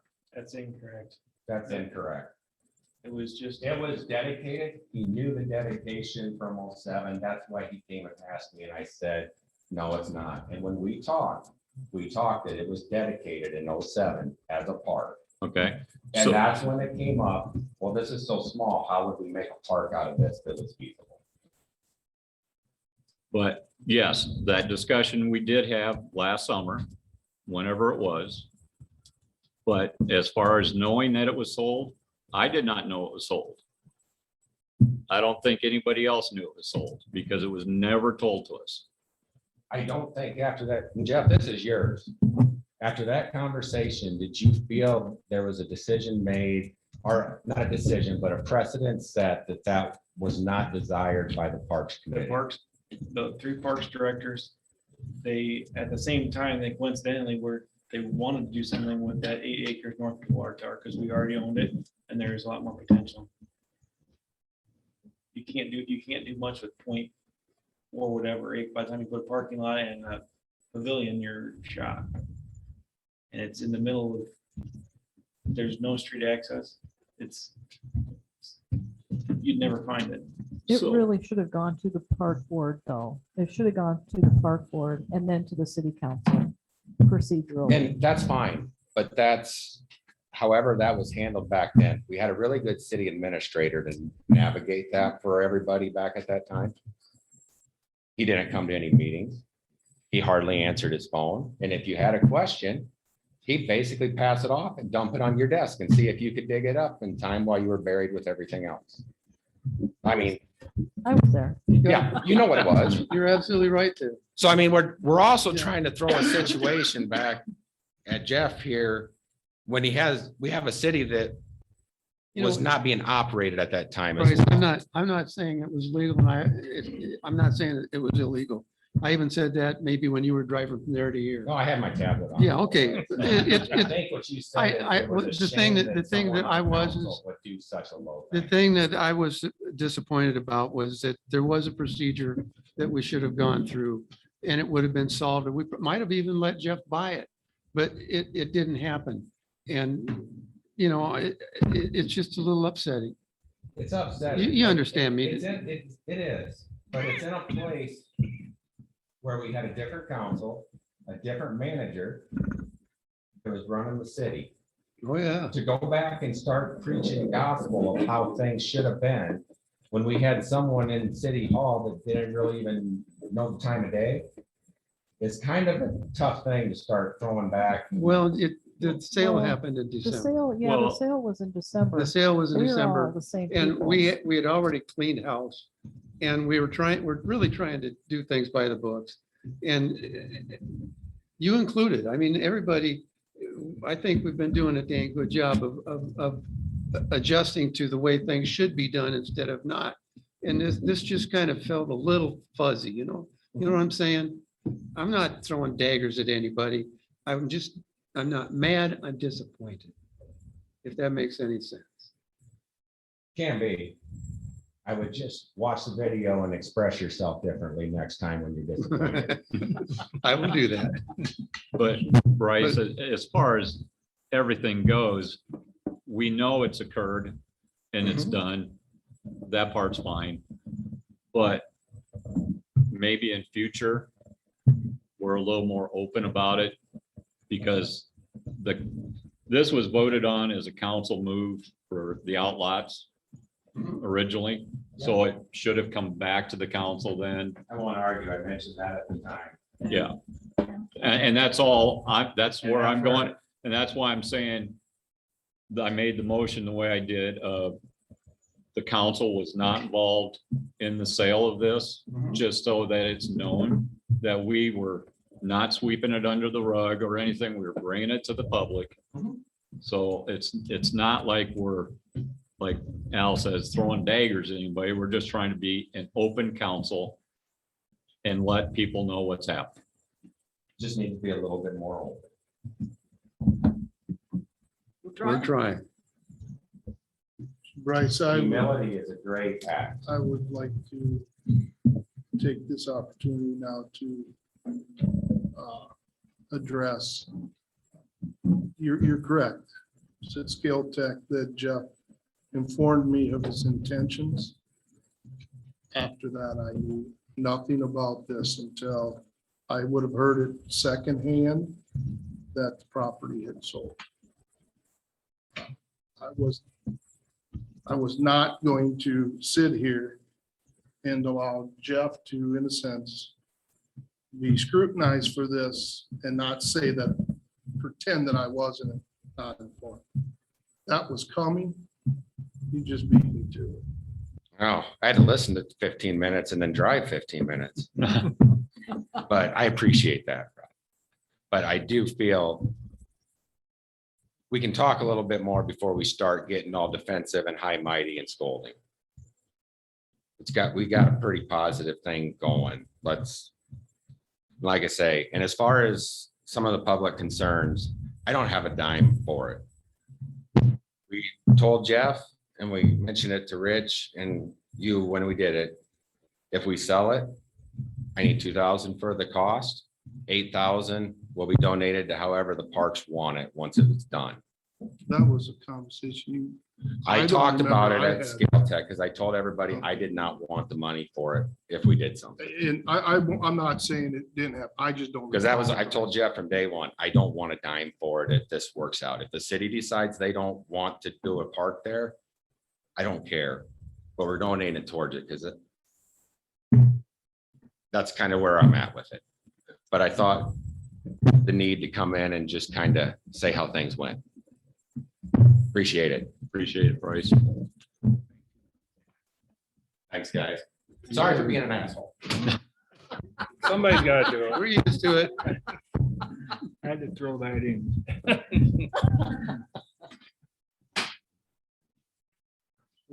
We have a motion by Rich and second by Kay. So much time's passed, I don't remember what it was. If I Could you re- possibly recall, Rich? or if I Russ? recall, it was that the city did not have knowledge of the sale of that property. Or did not approve the sale, something to that effect. Had no knowledge of the sale or approval.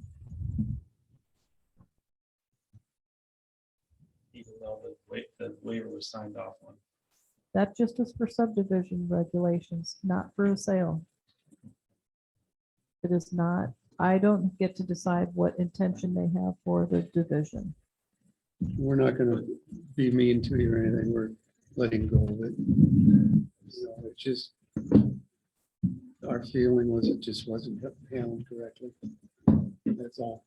But because I was on city council, I wasn't allowed to act like No, anyone else. I'm that saying would on act city that- council, you should have been, we should have been the first ones to have been contacted about it because of what it would have looked Well, like. in somewhere, but you can't Well- have But a it's consensus. a council. It isn't this person and that person Right. talked with separately. It We is a are, we are council. what the public sees.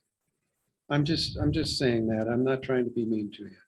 I like you. And I, like Rod, while we did have that discussion, I did not have knowledge that the sale went through. Yeah, I mean, I that was won't the tell only, you that was, where I heard it at, but. that was the certainly second. only time I had that discussion was back in the summer, and I don't even remember if it was June, July, when it was. But, and I'm one person. I'm not of the council, so I can't make a decision for the council. There's a motion on the floor. There's not a whole lot of action within that motion. but There's not. All those in favor signify with aye. Aye. Opposed, nay.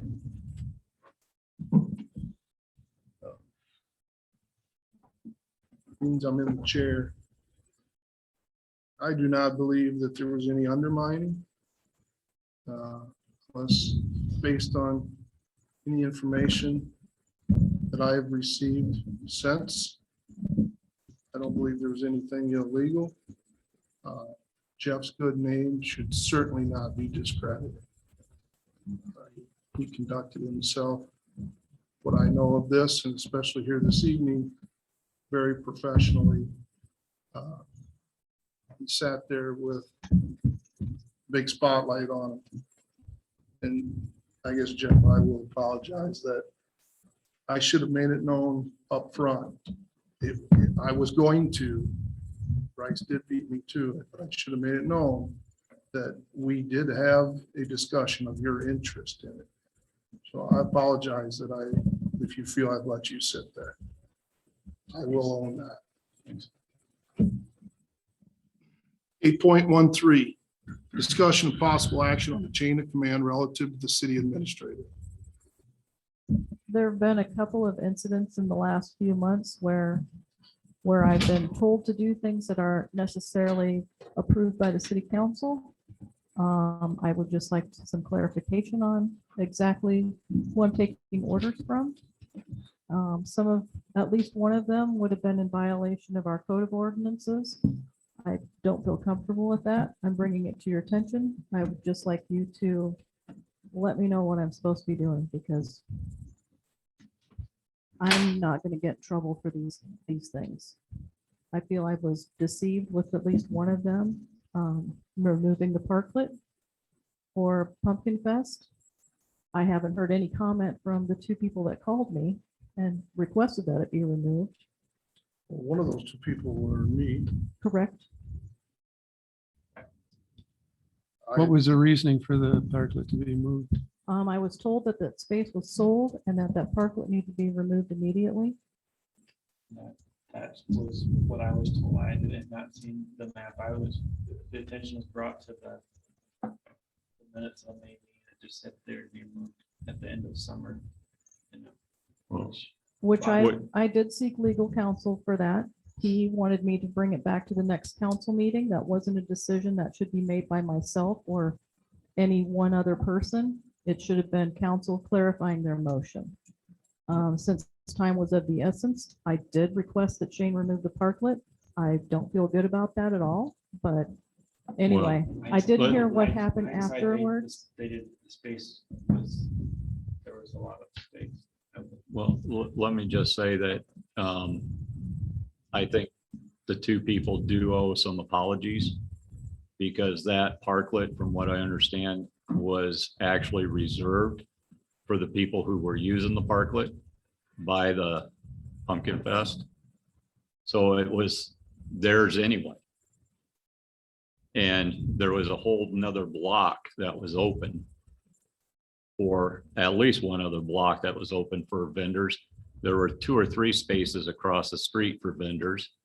So I feel that there might have been a little vindictiveness that was involved by whoever requested that parklet be removed. But I do believe that there should be some apologies made. Well, if you're directing that at me, based on what I was informed of with the Pumpkin Fest committee, the space was needed. It was already reserved for T&D. That is not. Maybe not what you were told. That's not what I was. But it was, because that's what T&D said. Based on the brief discussion, that was had at the council meeting just on Monday prior, Jeff pointed out that it was a summer season and that the Pumpkin Fest needed the space. There was no council discussion outside of that. We couldn't. It wasn't on the agenda. It wasn't on the agenda, so we couldn't discuss it. We could have a discussion. We could not. No, we could not. cannot deliberate. We cannot have a discussion in that time setting. So I had contacted Beth on Thursday, which I was also informed by the committee that they still needed that space. I told Beth, based on the information I had, I believe that the council had made a decision, summer season, that would have ended, in my opinion, with the autumn solstice on September 22nd, which was the week prior. Last year it was up later than that. It was October 15th. There was a couple of them later. I'm explaining my interpretation of it. And I said to Beth, I would expect it to be taken. 2020 minutes, or read that it was October 15th for 2020, correct? Who requested it be removed? Well, The Pumpkin Fest committee. Yes. Who on the But, yeah. Pumpkin Fest committee told you that? The Pumpkin Fest committee, a member of the Pumpkin Fest committee. Who? That conversation Is what? I'm not Well, revealing or. let me just say this. If you're going to go strictly summer season, then you should have been complaining when those parklets went up before June 21st. Because June 21st would be the start of summer. And you did not complain, so therefore, summer season can expand past your solstice date. I want to know who told you that. As far as I see right now, these parklets aren't worth the hassle. It's turning Well, into a head. let me just say this. There's more involved than just these parklets. Because we need to, the council is the one who makes the decisions. We're the ones who set the dates, set the times, set the ordinances, set the resolutions, Make decisions. and make those decisions. It is Beth's job as the administrator to follow those From the council. from the council. The mayor does not get the chance to override the council. Because he does not have executive orders. So he has to follow what the council says. I agree with that. I just like for Beth to be able to do a good job of her, and maybe that's on us, but like most things, we have when we have these hearings, it's a date, time, location.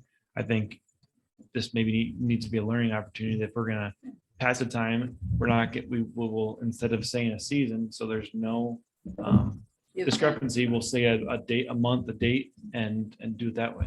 Well, but like Beth has said, when we hire summer help, that's into October.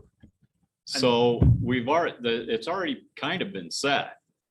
In that instance, but for more, I mean, when we say we would never say we're gonna have a hearing for, they always are a set date and time. And I think for her to best execute, like you said, the council wishes, we just need to be more specific and leave out that gray area. And I don't disagree with that. That's why last year I set the date when I made And that was that good. I motion. wish we would have had that this year and then we would have even, so. But like, just going back, then we need to state Beth takes her direction from the council. We just need to make sure we're doing a good job to give her. Well, Our responsibility, it doesn't make any difference if it's the council or the mayor, or even the employees that work for us. We hired Beth because we thought she'd be the best for this city. And in my opinion, I think she is. But that being said, our responsibility is to do everything in our power, no matter who we are or how we think or whether we like her or not, to make sure that she does the best job she can and we facilitate that at all times. And I think this goes beyond just Beth. I think this also goes to anybody calling up Shane or Robert, or going to department heads directly to demand something gets done that goes against our ordinances or our codes. Everything of that nature should flow through Beth by everybody. And they should adhere to our city codes as they are written. Because I've understood that there have been times somebody has called up, maybe Linda, don't post this door. Don't do this. When that's going against our codes. Is that correct? I believe that is if you're directing again that at me, I believe that's, in my opinion, that's a misrepresentation of that conversation. Well, I'm not directing it at anybody. I'm just saying that I understood that happened. That's what I was told. So if you're the I culprit don't know on if this, that's what you're referring to. I've had conversations with Linda. I've had conversations with Beth on a possible posting. Is, could you give me some time to reach out and see if this can't get resolved? So I've reached out to Robert and said, there's people on Street A that believe they have a high water bill. Is there anything that we can do to look into it? I am not having conversations that I will go on record to say that none of you are also having. If there's correspondence between Beth and you, why couldn't there be correspondence between Beth and me? If there's correspondence between department heads and you, any of you, why don't you think there couldn't be correspondence between I'm not saying them that. and me? It's the mayor's position to see that, oversee that decisions of the council are carried out. Correct. And again, the parklet, it was my opinion, based on the information and my perception of it, that the summer season had ended and the parklet needed to be removed because the space was required. That is why I reached out to Beth, and I will stand by that yet right now. Well, I'm not saying that there, you can't have conversation with Beth. I never said that. But we need to follow our ordinances, make sure that they are not pushed aside, and do things in the proper way. 15.02, under chapter 15 of the mayor, powers and duties. The powers and duties of the mayor are as follows. Chief Executive Officer acts as the Chief Executive Officer of the city, presiding officer of the council, and except for advisory supervisory duties which have been delegated to the city administrator, supervises all departments of the city, give direction to department heads concerning the functions of the departments, and have the power to examine all functions of municipal departments, the records, and to call for special reports from department heads at any time. That is the Anamosa's code for power and duty of the mayor. I do not believe I overextended in my almost 2 years. If there's anything else that we feel needs to be discussed to change this, I'm not sure that this is the time for it. Could you bring a copy of my job description? Because it says, unless those duties are subscribed to the city administrator. That's what this says. Right. Right. Delegated you- to the city administrator. And a Correct. lot of Did you those duties read are the duties that are delegated to. delegated to the city administrator as per my I- job description. This says that the mayor has the duties to oversee that. Except what is delegated to the city administrator. I think what we're doing is we're dancing around the obvious problem. It has nothing to do with any of this that we're talking about right now. It has to do with hostility. It has to do with the way that we're working as a team. Some of us aren't working very hard at being a team player. And it creates tension. I can sense it. I can't put my finger on it directly. But there are some things that have happened over the past year that I can get a sense of it.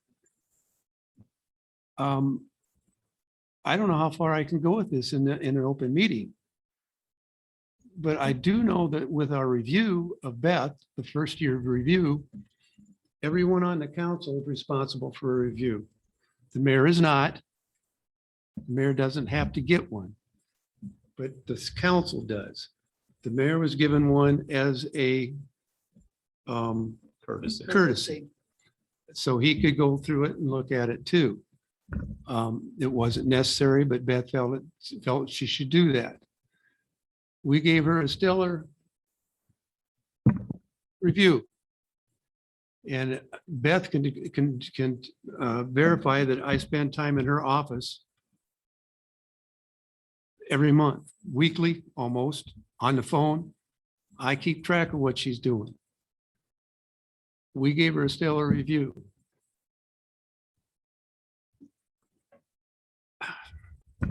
If I'd have given a review that I saw on one of the other reviews, and the only one that was given to her was from you, I'd have fired her on the spot if I'd have believed everything you said.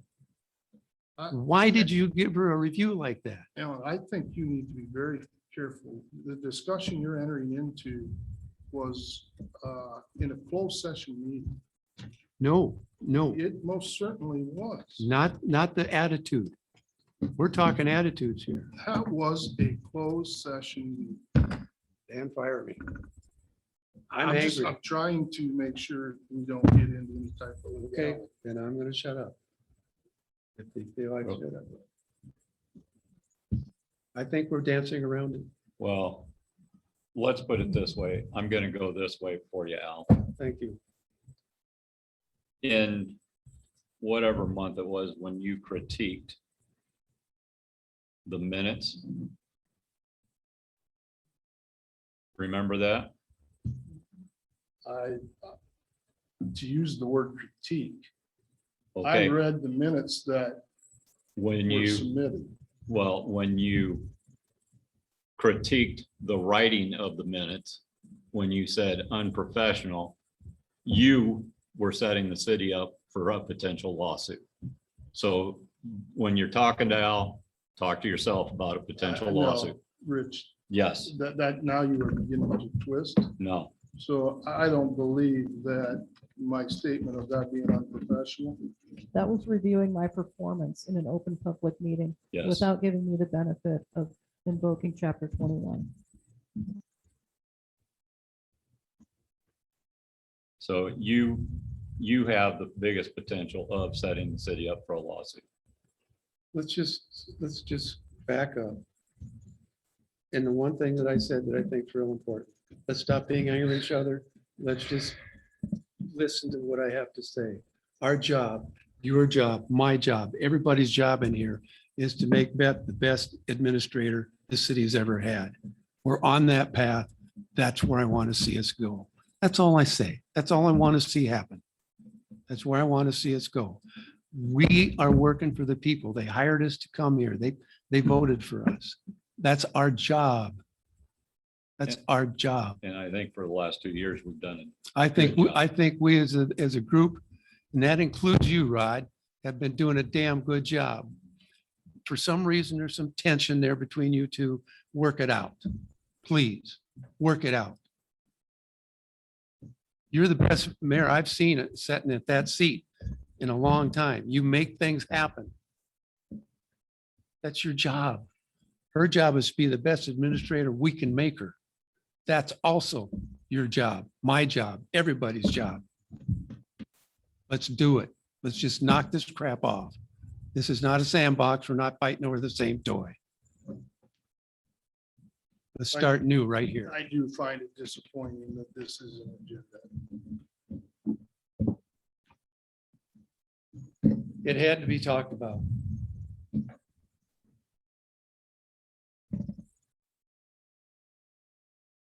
Let's do our job.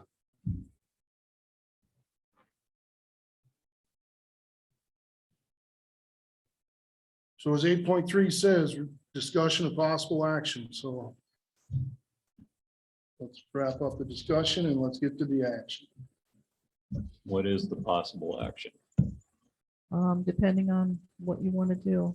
You could direct the city attorney to draft a resolution, or you can take no action. And the resolution potentially could say what? It would be a censure resolution. What resolution? Censure. In fairness, and can I make a motion? I'm going to, and you can reject it if you want. I move that we do nothing. We give this a chance to settle down and we see what happens and go from there. I want us to do our job.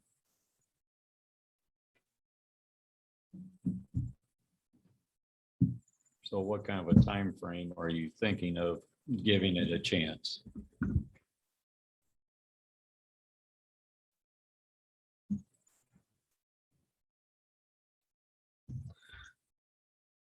it needs to stop. Whatever's going on, it needs to stop. Everybody knows how to stop it.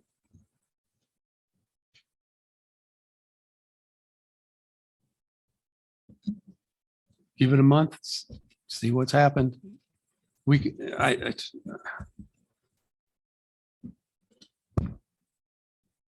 I've never been in a situation like this before. I just want us to do our job.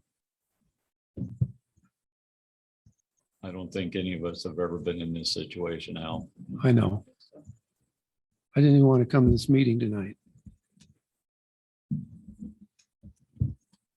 I respect Rod. That's the problem. I've asked him for advice many times. I've talked to him many times.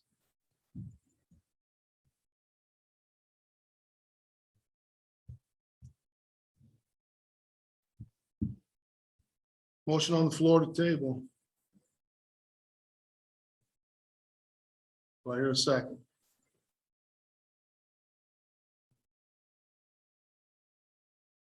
Alan, your motion dies for lack of a second.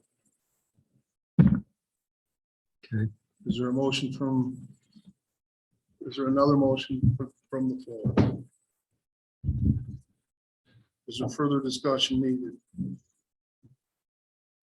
I will make a motion for the city attorney to draw up the censor papers.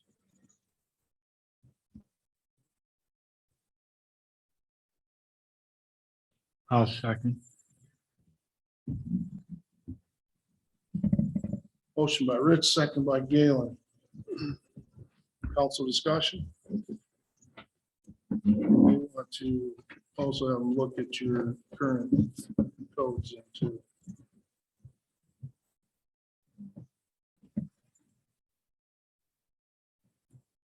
Public discussion, public input. I'm going to ask to tread lightly.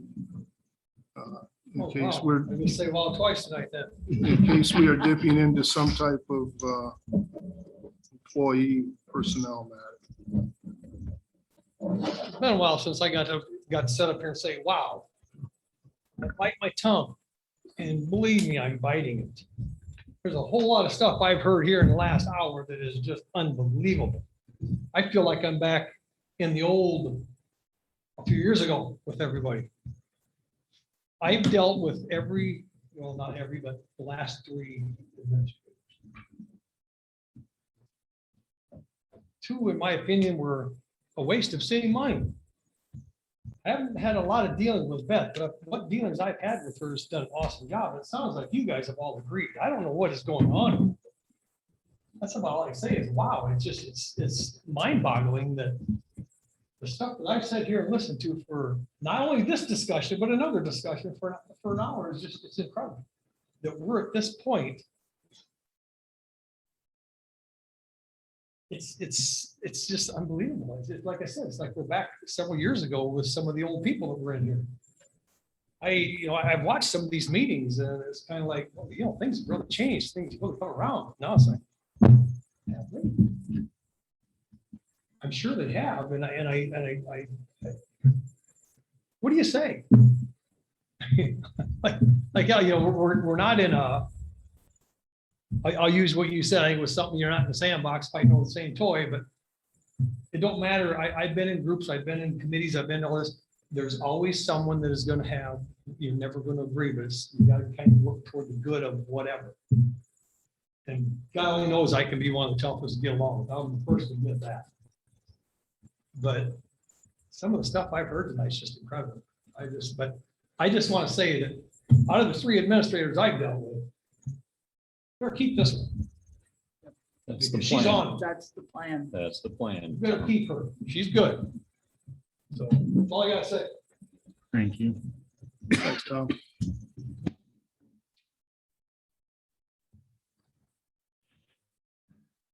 There's no other comment. All those in favor of the motion signify with aye.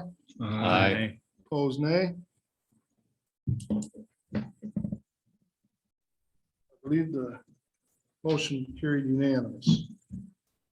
I don't know if everybody voted, but I didn't hear any nays, so 8.14, review and approval of liquor license renewal for Fairlight. Move to. Second.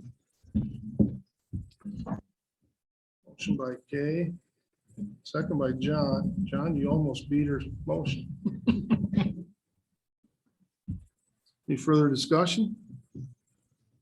Public comment? All those in favor signify with aye. Aye. Motion carried unanimous. 8.15, review and approval of current bills. Move to approve. Second. Motion by Galen, second by Allen. Council discussion on the bills that were submitted. What was the equipment rental? It was probably the excavator rental. Oh, we had one. Is It's that- not here yet. Oh, the one we're renting, sitting down city shop, the new one hasn't come yet. Correct. When's it come? Is it soon? That's up in the air yet.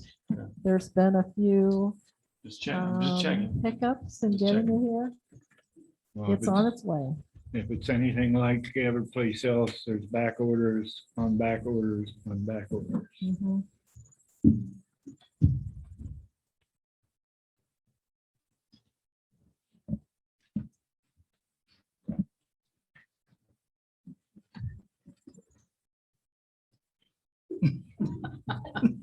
Robert Young, Assistant Facilities Superintendent.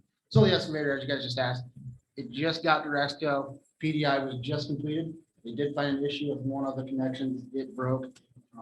They did get it fixed last week. We stopped in and checked on it and see where their progress was, because again, they were supposed to have it here last month. What they weren't prepared for was the shipping and all this other stuff. It went to two other places before it got to Rexco. We should have it this week. As they are done with the PDI, they have a few stickers that they need to replace due to them being ripped. So hopefully they get that this week, and then we can have the excavator minus one of the attachments that we're trying to work through right now due to supply. And they can't get it. So hopefully they can come up with a solution for that. So yes, we are hoping to have that this week so we can get rid of that rental. So hopefully, yes, we have it this week. Thanks, Robert. Any further council discussion? Does the public have comment on the bills? All those in favor of approval under the motion signify with aye. Aye. Opposed, nay. Motion carried unanimously. 9.0, city administrators report. Well, as some of you know that have come into City Hall, the carpet is half in and half out. And it's supposed to be all in Monday and Tuesday next week. Fingers crossed. We're working on the utility billing module of our accounting system this week. So there's a lot of signs up that we're in training. So it's been a little tedious, but we're getting there. We're hoping to print bills out of the new system starting November 15th. They will look a little bit different.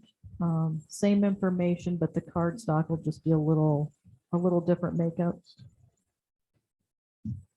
Other than that, that's about it. We're just plugging away on that.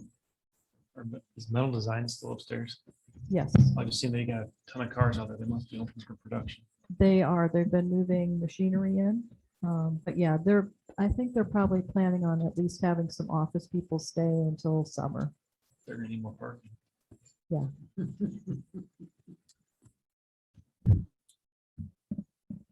Any other questions for Beth? That's the report. 10.0, mayor and council reports. 10.1, mayor's report. I have nothing at this time. 10.2, council reports. Emergency management and 911 wasn't a whole lot, just talking about budget, because there are gonna be some pretty big expenditures next year and put some more towers up for the emergency stuff to have better relays. So that's gonna be a big bill next year. That's it. The Solid Waste Commission met, and they're gonna be sending out questionnaires to all the city and a bunch to the people around town. the county, everywhere, try to figure out what's going on, how much, that's just it. They ordered a new loader, but it's been back ordered. That's why I say it's on back order and back order. And Parks, I believe they're starting the metal roof on the Lawrence Center. They got the pool grates in before the end of the year, which is good. The interior materials, I think the fencing for the ball field is on back order, so it might be. I don't know if it'll be this year yet or not.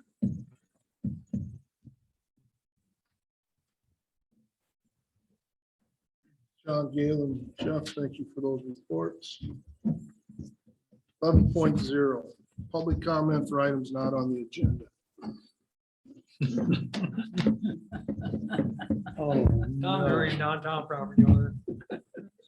On a lighter note, I gotta laugh when you're saying you're gonna print bills with a different look. I'm kind of wondering what denomination they're gonna be in this space. It's up in the air right now. But on a more serious note, back on the water meters, the time you guys were sitting there discussing this, I was thinking of kind of one thing, and you kind of hit on it with the legal part. You might want to check, because I could really see a discrimination suit coming in on that, depending on how I don't know if there's a better answer, if you do this or whatever you're gonna do, a lottery or something, but you might want to check into that before you just tell that you're getting metered because you're bad boy, or Rod or somebody else is gonna get. Just might want to check into that, check the legal.